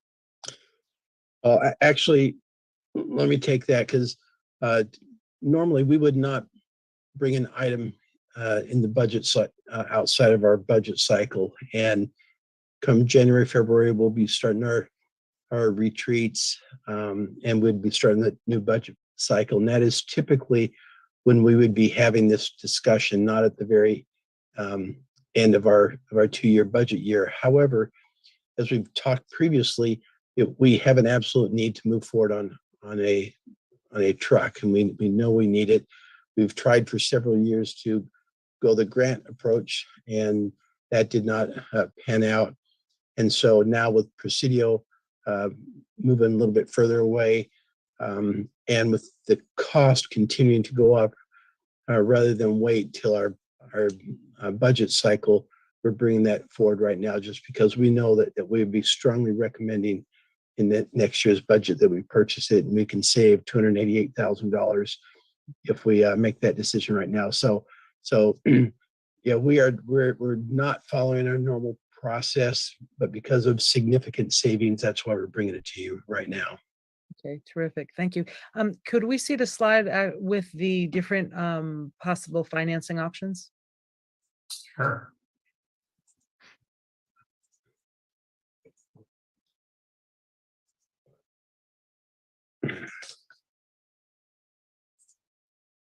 Okay, great. And what? Whoops, I'm oh, sorry. Oh. Tried to bring it big. There you go. Thank you. Okay, and so the one that is being recommended is the third one down, correct? That the first payment of $464,689.41 in March, and the $18,555 recommendation, correct? Correct. And the reason that we're doing that is because we still know we want to go through our budget cycle, and there's a lot of different priorities that the council has. And so we don't want to lock in saying paying for everything up front. So we have sufficient unallocated fund balance to do that. But we know that the council is going to have a lot of different priorities as we go through the budget cycle, and we want to be able to hear from that. We want to be able to hear from the community. So we're trying to hit that balance of let's make some payments up front. Let's not allocate everything, because we want to go through our regular budget cycle, and the savings aren't significant enough that's kind of what we're recommending of the payment path right now. I see. And then, so how our fiscal year ends in June of next year, is that correct? June 2023. And so we'll start our budget process January, February, in just a couple more months. So this, by waiting until March of 2024, we would be using the budget from the 2024 or 2023-2024 budget. Is that correct? Well, what we'll be recommending tonight is we have what's our unallocated fund balance? Almost 9 million in unallocated fund balance. And so we're going to propose that we set aside all these funds from the unallocated fund balance, so we have the truck paid for. Then as we go through our budget process, as we look at the different priorities of the council, we may say, okay, we only want to make this payment for 2023, and we'll hold off to 2024 to make the big $928,000 payment. So we'll make those decisions as we go through our budget cycle on the timing. Okay. And then in addition to this, if I heard you correctly, Doug, you were suggesting there's approximately an additional $180,000 or $200,000 in additional costs to completely outfit the truck. Is that correct? Yes, that's correct. And so when this comes for the budgeting, I'm assuming that will be included in that? Yes. That's correct. So we're really talking then over a $2 million investment for the city. And did I do my- That's correct. And so as we go through our budget cycle, we'll make those decisions on the timing of it. But because we have the unallocated fund balance right now, we know that we can afford to pay for it down the road. Mhm. And my assumption, I think Councilmember Medina Dirksen also made reference to this, but my assumption is we'll continue to be applying for grants as well. Is that correct? Absolutely. Okay, those are my questions for now. Thank you.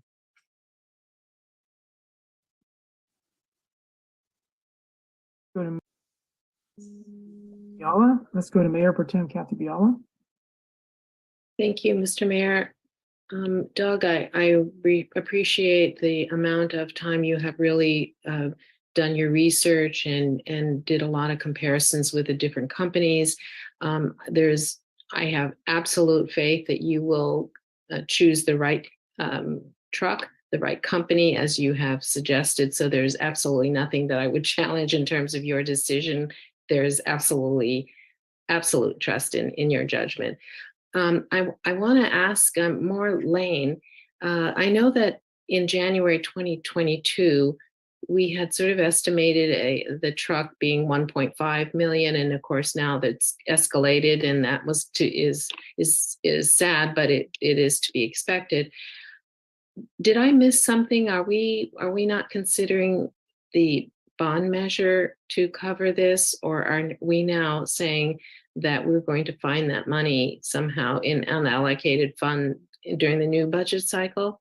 Those are all things that we'll consider as we go through that bond cycle. And as we look at a bond measure, we could certainly include this in that bond measure.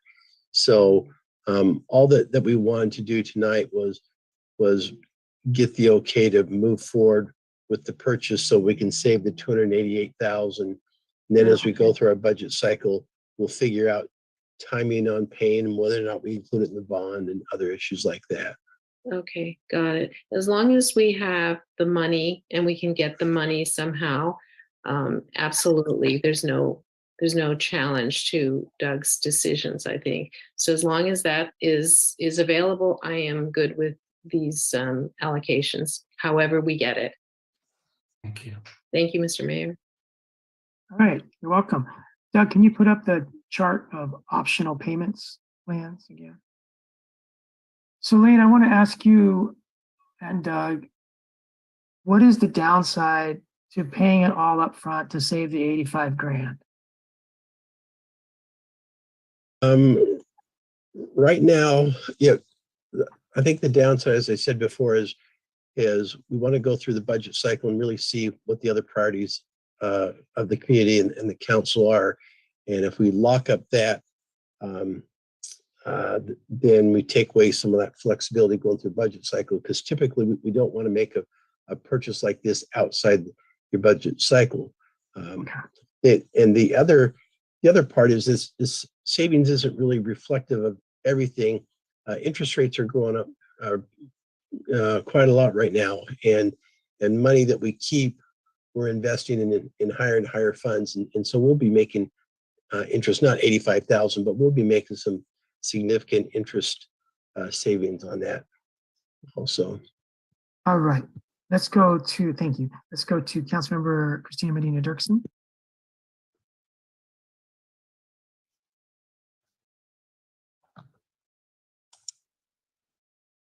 You muted, council member.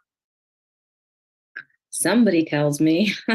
I was just gonna say, I was gonna perhaps ask if I can make a motion if we're done with questions. Yes. Okay. Thank you, Mr. Mayor. Thank you, Doug. Well, I would like to make a motion that the city adopt resolution number 2022, whatever it will be, authorizing the signing of a purchase order for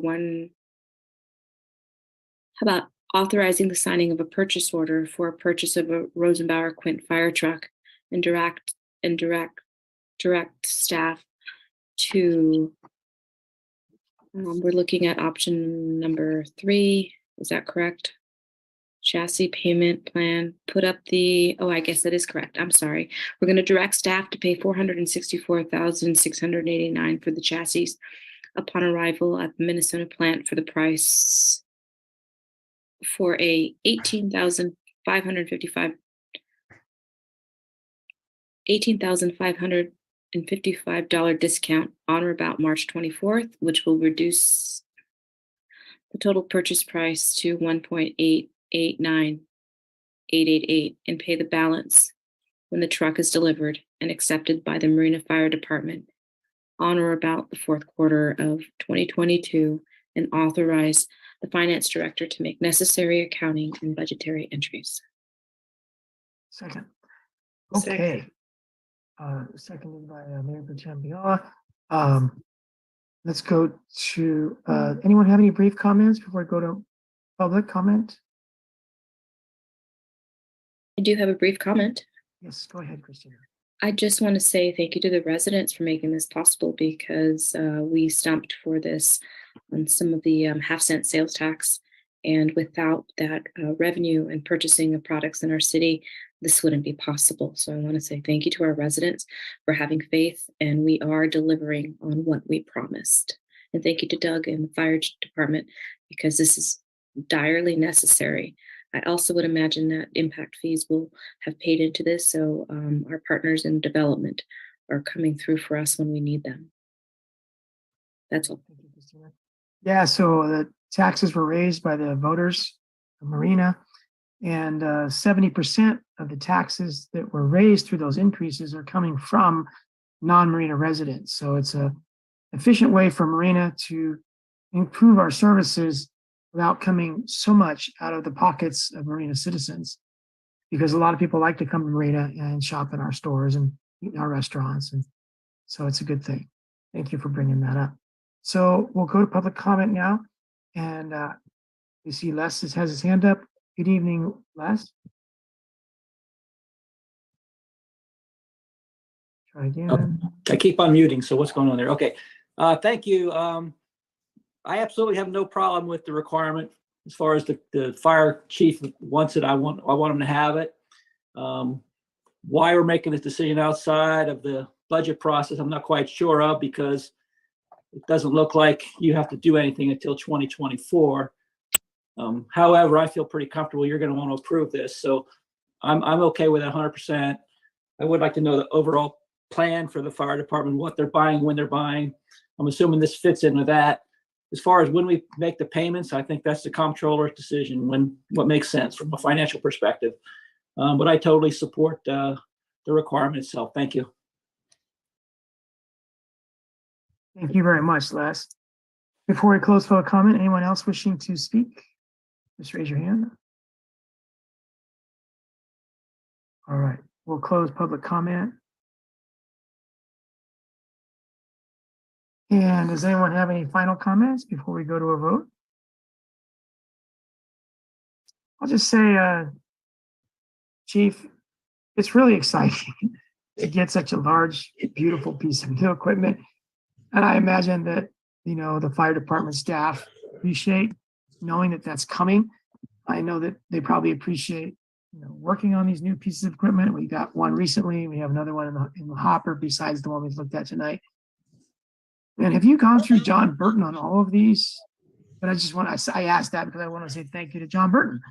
He's provided a lot of consultation for us. Yeah, John is the dealer that we work with out here. I mean, we had Ken was Sullivan before, and John's taken over, and John's been very helpful. He's the one that arranged some of these site visits for us. He did a lot of, and also helped us out when we went to FDIC, made sure we were able to meet with a bunch of people. And I forgot to even mention, they helped arrange a lot of site visits over in Madera and over in the valley and the central Canada. So, my hat's off to John. They've been very helpful throughout this and supportive throughout the process. And I want to thank the council, mayor and council members, you guys, the fire department and also the city manager. I mean, the fire department we're building, we're almost, working on getting where we need to be. And I just want to thank you and all of the community out there too, because this is, this is one of the steps that we need to accomplish. And it's going to be Thank you, a Doug. great benefit to the city. Doug, thank you for being at the helm. Since we're appreciating folks, the stability you've brought to our department has made a lot of this possible, right? So thank you for your guidance that you're providing everybody in the city. Thank you. Right. So we can have a roll call vote, please, Anita? Councilmember Medina Dirksen, Yes. Councilmember Burnett, Yes. Councilmember Berkeley, Yes. Mayor Pro Tem Viola, Yes. Mayor Delgado. Yes. All right. Thanks again to everybody involved. That motion passes with the 5 of us voting. And we move to our rules and procedures for conduct at our city council meetings. Lane, can you confirm this is just about council meetings, not about planning commission or other meetings? That's correct. And this is exactly what council approved last time, direct us to put in there. And so it's just everything council put in that one document. So this is strictly for our council rules and procedures, and unless you have any changes from last time, we just council's already given us all the direction on this. All right. Would someone make a motion?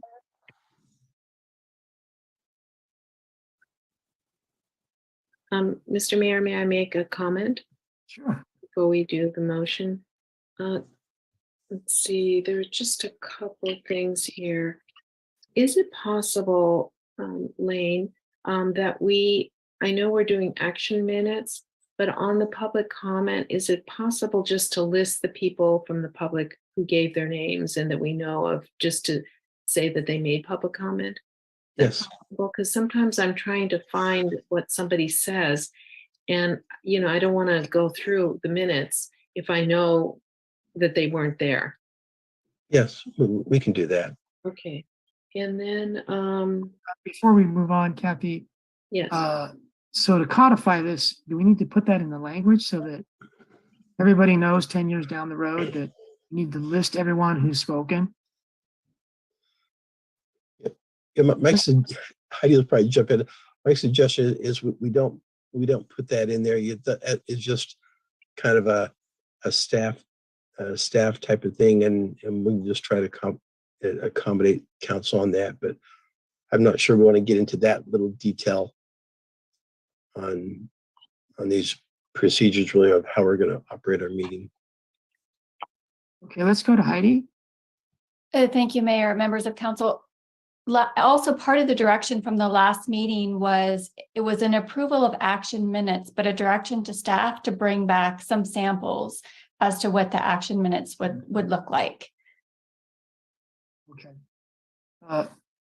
Go ahead, please, Kathy, if you want to continue. And I have a comment when you're done on just this item you brought up about the names.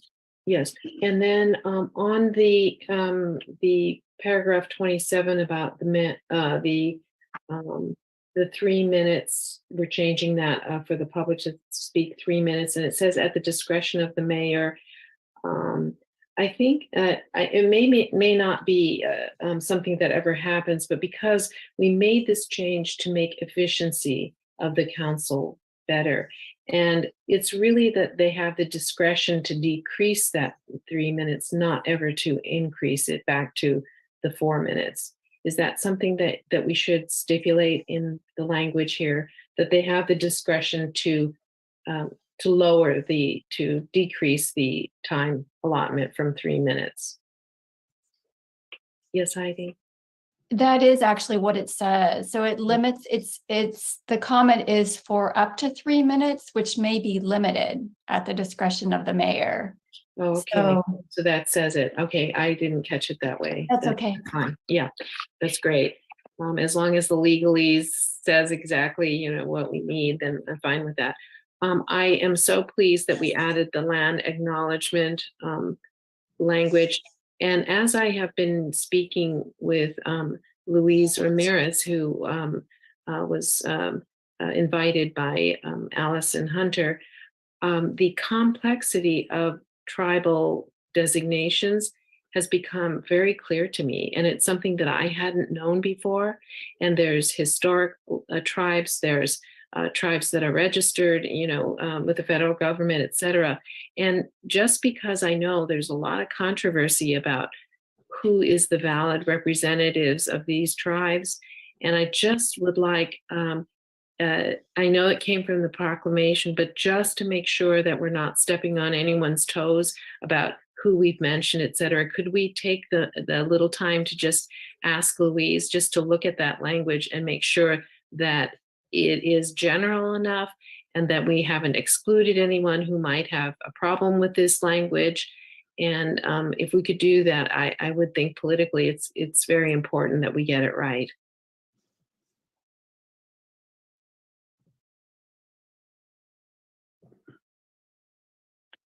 Lane, could we do, I don't know who to ask on this.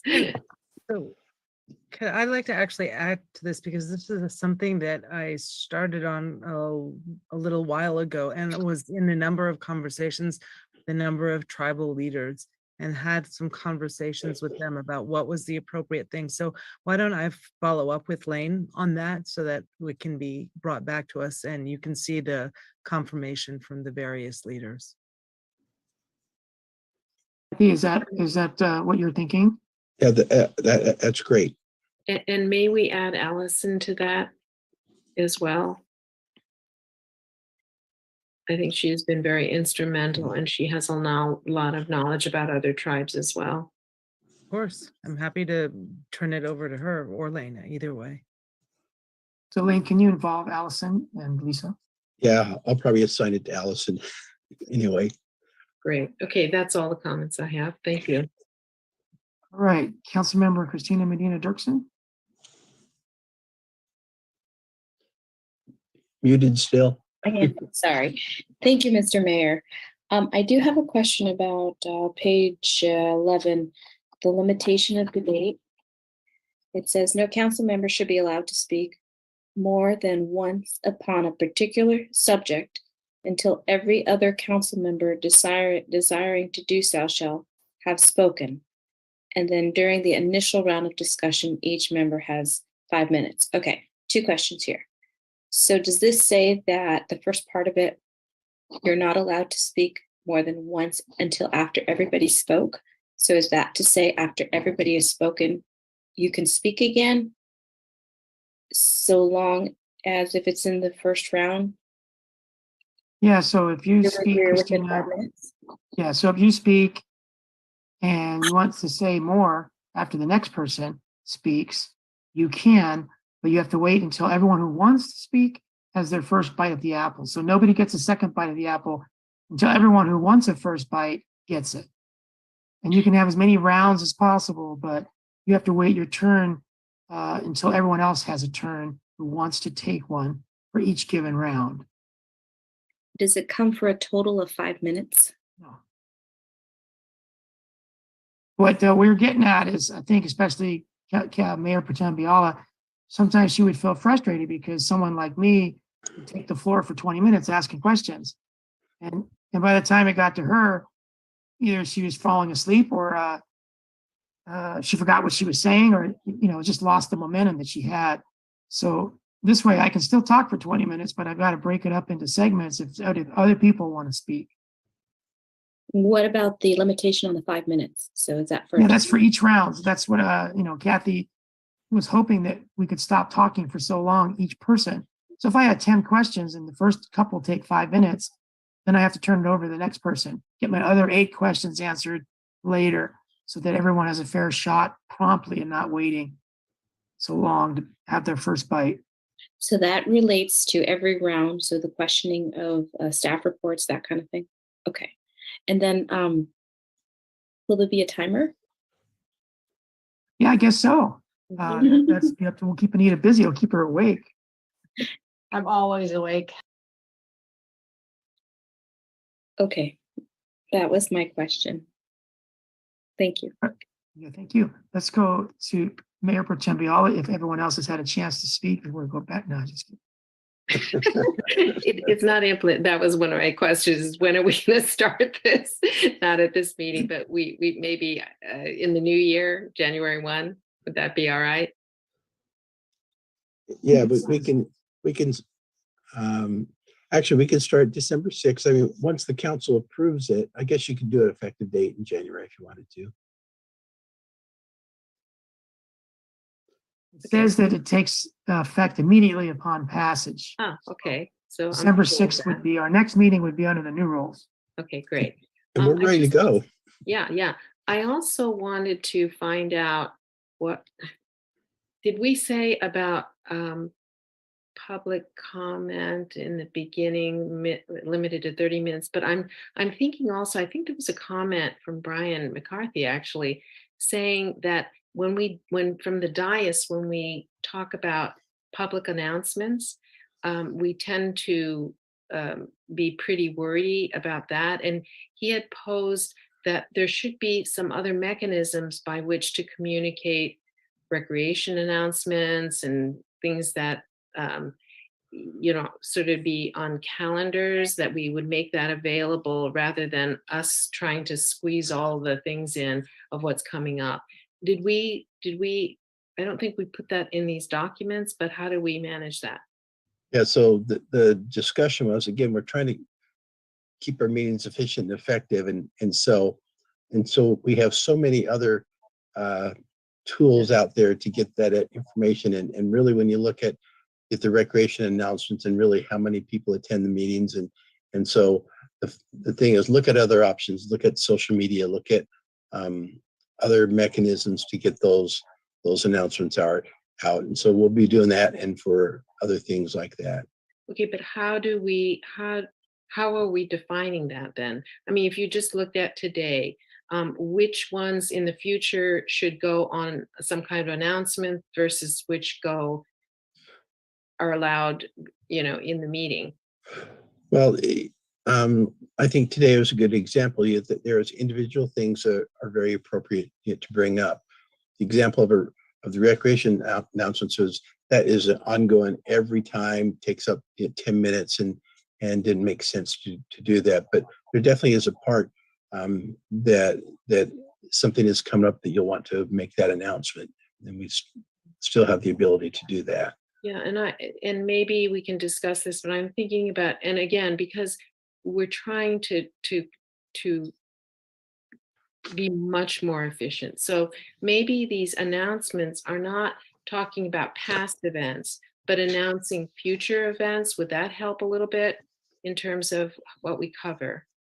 And I know recognition of the public is very important, of things they have participated in.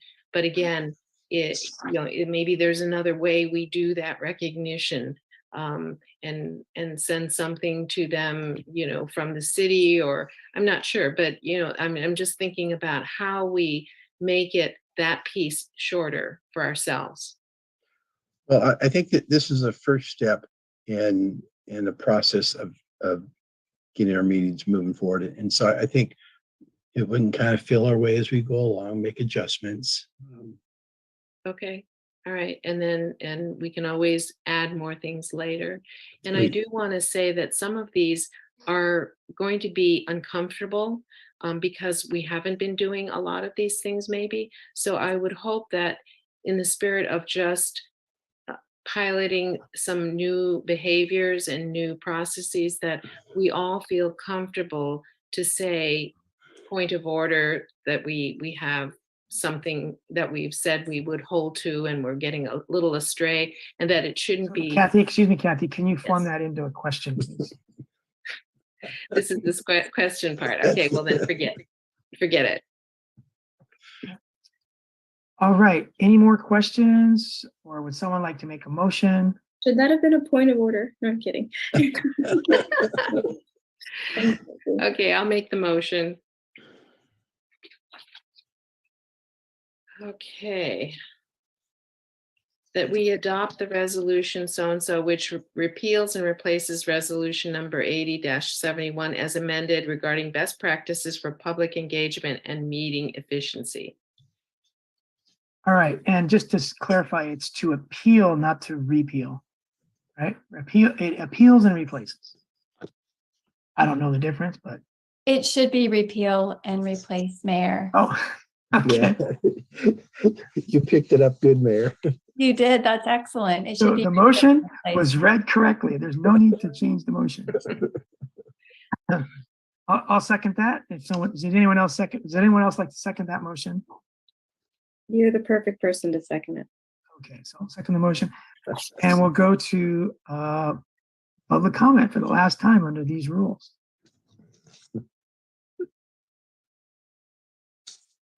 Whoever wants to talk for 4 minutes, this is your last chance. From now on, it's 3 minutes. All right, Brian McCarthy. Let's go to Brian. Welcome. Thank you, Mayor, members of the council. In the spirit of this item, I'll try to keep it under a minute, but I do applaud the council for considering this and would say that it really is a small step, but a great step in the right direction. To the mayor's point about applying to other commissions and such, I do believe our code references in there that those commissions will follow the council's rules of order. So in that way, if I'm correct, and it's been a while since I've seen it, but I do think it kind of applies and trickles down to these other boards, which is a good thing. I think, there should be a concise and same kind of rules of order for all of the bodies.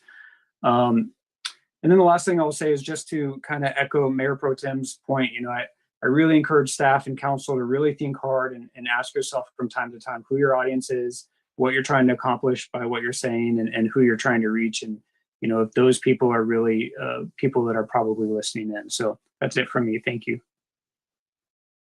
Thank you, Brian. Let's go to Les Martin. Welcome back, Les. Hi, thank you. I don't want to talk for 4 minutes, but I just wanted to say I totally support your changes. I think 3 minutes is more than enough. Interestingly, tonight you had that brief about the phase 3 demolishing the buildings, and I wanted that guy to be able to talk as long as he needed to. So I don't know what you're going to do when you have a member of the audience, a public that's bringing up something you want to hear more about. Can you extend the time, or do you just move it to a meeting later on? Because I thought that was a very interesting discussion. And I wasn't going to bring it up, but since you brought up the thing about the Indian land, it's the only thing on the agenda that has nothing to do with the meeting. I'm not sure why it's there. It's a political statement.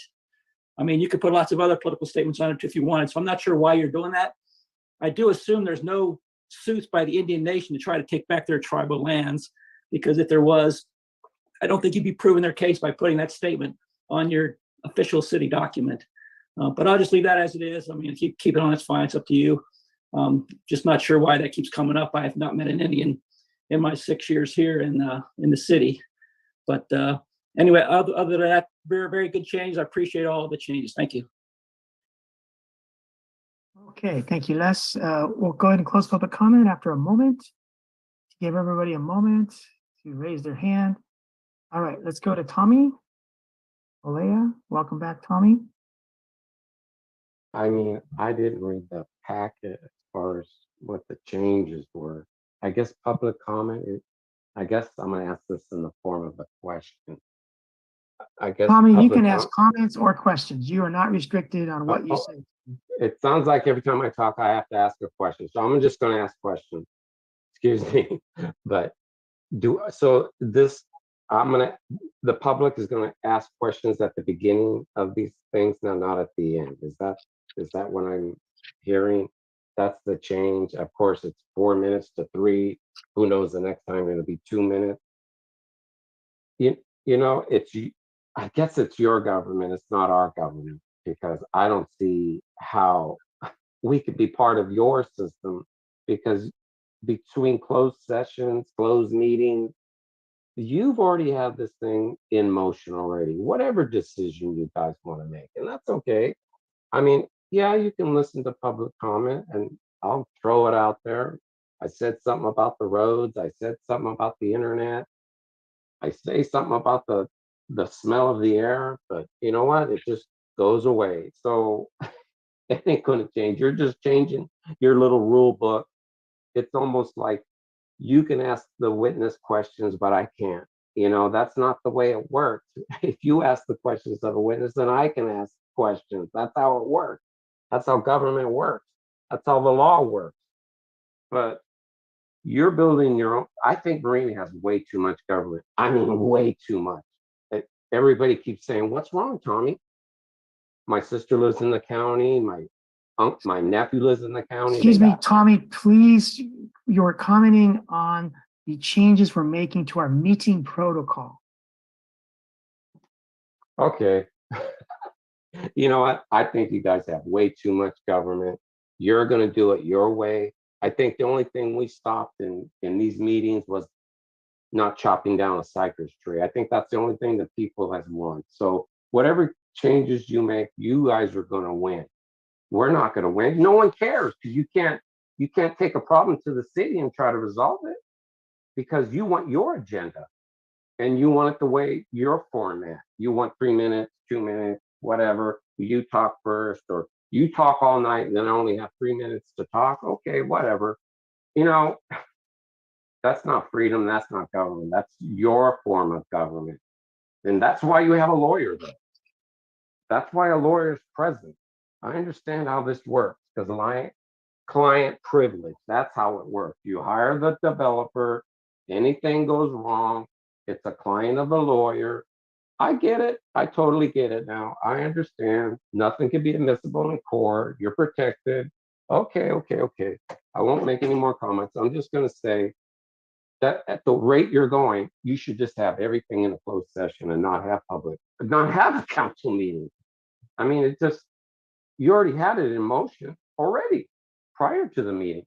I just don't understand that form of government. And that's the part that's starting to really get at me. It's better to move in the county and you have less government because they have high-speed internet. They have just better things than us.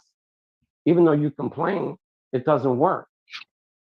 You just can't make a difference in Marina. You can't. You just cannot make a difference. I'm sorry. Good evening. Bye-bye. Thank you, Tommy. Okay, we'll go ahead and close with a comment. I don't see any other hands up. I didn't note any questions. Did anyone else note a question?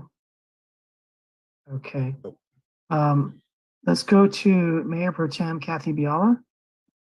Yeah, so I just want to finish up my thought from the previous section. And that is that because we're trying out something new and it would be uncomfortable, we should still try to be more assertive in calling attention to when we have transgressed some of our new procedures and not see it as a personal affront, but we're just trying to change behavior, which doesn't change, easily or within a short amount of time. So I would hope that we all feel comfortable calling attention to variances from our new procedures. That's all, Mr. Mayor. Thank you. All right, thank you. Let's go to Councilmember David Burnett. Thank you, Mr. Mayor. Point of personal privilege. I did note a question from a member of the public that was quite disturbing, and I'm kind of embarrassed that no one on this council has dared to respond to the racist, xenophobic diatribe that came from that question about never seeing an Indian in Marina. I think that's despicable. I think we should definitely respond to him and let him know that that was not appropriate for this forum. Thank you. Okay, thank you, David. And let's go to Councilmember Christina Medina Dirksen. Thank you, Mr. Mayor. We normally don't respond to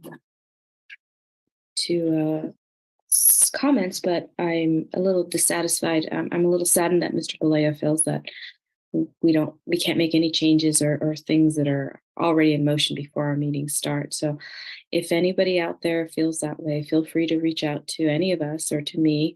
Our agendas are on our website, usually Friday before our meetings. So all the information is out there, the staff reports. You can do the same homework that we do and understand that staff is paid and does a great job of providing us recommendations. So if there's a feeling that any decisions are already made, it's probably just because of staff doing a good job of providing their insight. So Mr. Galea, I'm very sorry that you feel that way. appreciate that you're here for the most part and giving your opinions, because that's democracy at work. So while what you feel is your own, just know that our city is working as hard as we possibly can for our residents. We don't get paid very much for this. This is a volunteer position for most. Maybe, I don't know, what do we get paid, $60 or $80 a meeting? So this is a love for our city and care for residents like you. That's all I have to say. Thank you. All right. Thank you, Christina. Wanted to make some comments. There were some public comments made that we were changing the timing of the questions. And I wanted to clarify that that is true. Most cities have public comment after a motion. Tonight, we have public comment. If I stay with the rules, we have public comment. I'm sorry, we have public comment after the motion. Most cities have public comment before the motion. So the changes we're making tonight include becoming like most other cities by changing public comment to occur after each agenda item is introduced before a motion is made by the council, so that the council can make a motion after hearing from the public. And there's pros and cons to the two ways we're doing it. But after tonight, we will be doing it the way that most cities and counties do it. That is, that the public will have their chance to speak on every agenda item that's an action item before the city council makes a motion. And that's trying to get the public more involved in the decision process. There is a drawback to that, but it's a nuance that it's just nothing is perfect. There's pros and cons. And whether you live in the county, unincorporated outside of the city, or you live in the city like Marina, you have a closed session agenda. It's exactly the same state law that authorizes the county as a city to do closed session, but we can only talk about litigation, personnel matters, and real estate terms and prices. We're very limited to what we can say behind closed doors. And we are the same in that regard as every county and every city in California. So it's not a lot of cigars going on talking about general stuff. It's very limited in what we can discuss as a topic in closed session. We used to be 3 minutes until 2008. Everybody was 3 minutes. All cities and counties are 3 minutes, most of them anyway. There might be a rare exception. In 2008, we said, let's give public more time to talk. So we raised it to 4 minutes. It's been 4 minutes, more than any city or county probably in the history of California, because nobody ever goes over 3 minutes, but we have been over 3 minutes since 2008. And our meetings go long. And so the council majority, and I went along with it. I like the 4 minutes, but we've done it for 12, 14 years. And now let's go back to 3 minutes because our meetings have been long. And so everybody gets to speak for 3 minutes on every issue that's an action item. And that's now normal. That's what other people do. Go to 2 minutes. You know, no one's talking about going to 2 minutes. I don't know of any other city that only limits you to 2 minutes. Maybe the big cities like Los Angeles, if they get hundreds of people on a regular basis. So 3 minutes is quite fair. It's quite normal. We've done 4 minutes for 14 years. So just trying to go back to 3 minutes to see how it works. We can always go back to 4 if we wanted to. So I think that what we're doing is very reasonable tonight, and it's totally in the spirit of democracy. Last thing I want to say is the Native American comment that was made during this issue. We only have 0.4% Native Americans, but whether I or somebody else sees a Native American, it doesn't mean that they didn't used to occupy our lands. It doesn't mean that they weren't, because they were basically genocidally removed from our land. So reaching out to them and basically saying, we remember you, we respect you. This was land that you used and we took it from you. There's nothing wrong with looking back and saying we're sorry and giving them long due respect, but they probably should have had a lot sooner than this and a lot more substantive than just recalling they used to be here. It's the littlest thing we could do. It's the least we can do. So yeah, we could make a lot of political statements on our agenda. We have that authority. This is the only political statement we have on our agenda. If anyone wishes that we do other political statements, we can consider those. But I have a feeling that we're probably not going to do too many of these. But we all think, I think on City Council, that this respect for Native Americans, every time we meet on land that they used to occupy, is reasonable and responsible. And this is a humane thing to do. All right, let's go to Mayor Pro Tem Kathy Biala. Yes, thank you, Mr. Mayor. So when the comments were being delivered by a member of the public, I felt very disturbed about it. So Council Member Burnett, it isn't that I wasn't, that I was ignoring it. However, I'm sure our attorney would say that from the public, these kinds of statements, personal perspectives can be shared, and we would not be able to prevent them. It's not new to me. However, I want to say that our unanimous decision, the last council meeting, says far more than words that we support this. Our actions are stronger than any words that might come to us about this decision. So I just want to say that we had a strong decision from the last meeting. Thank you very much. Okay. Do we have a motion yet? Yes. Yes, we do. And we have a second. Okay. Yes. Thank you, Anita.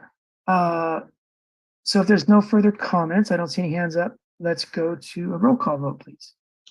Councilmember Medina Dirksen, Yes. Councilmember Burnett, Yes. Councilmember Berkeley, Yes. Mayor Pro Tem Biala, Yes. Mayor Delgado. Yes. All right, thank you. That motion passes unanimously. And we're moving on to other business. The mayor's meeting was canceled this month. We're going to meet in person for the first time in 2 years or something like that, in December in Monterey. So now the last thing before we adjourn, does any council or staff wish to ask a question for clarification or make a brief report on your activities? We'll go to City Manager Lane Long.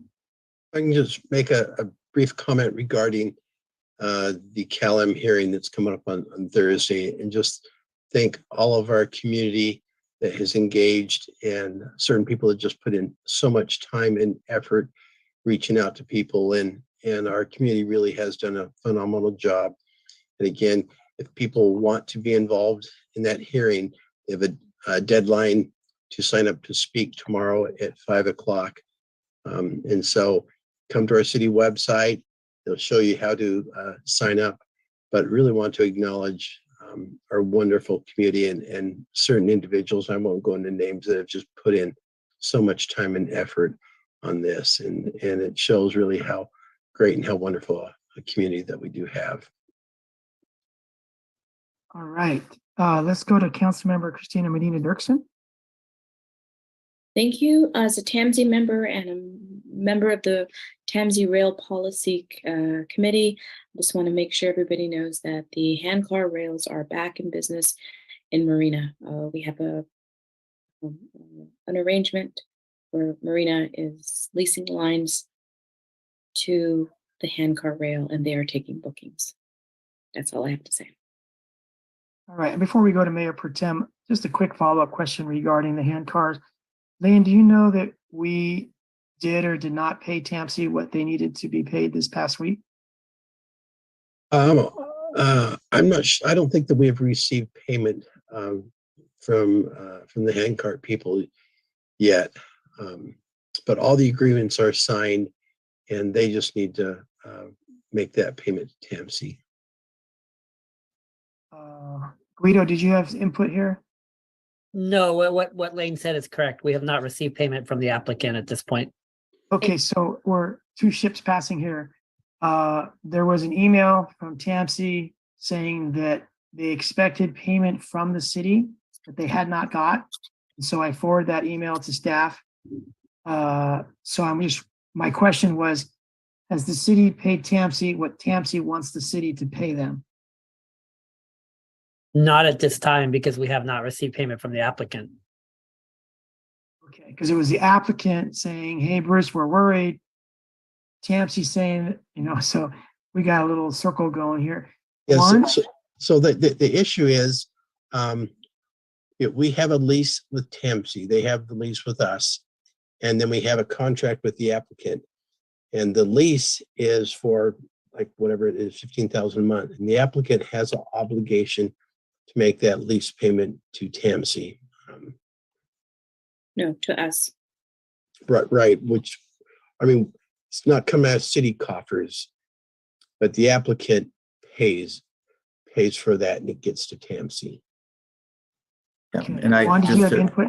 Go ahead, yeah, Juan. just a quick update on that is that I have an email from this afternoon, and we had a few emails going back and forth, and the expectation is that the applicant will provide those payments to us tomorrow, and then we would then immediately turn around and remit payment to TAMC. So hopefully by the end of the week, I think it should all be square.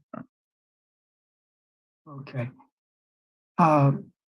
Christina, are you okay if we go back to Mayor Pro Tem Kathy Biala, because she's been very patient? Sure. Thank you, Mr. Mayor.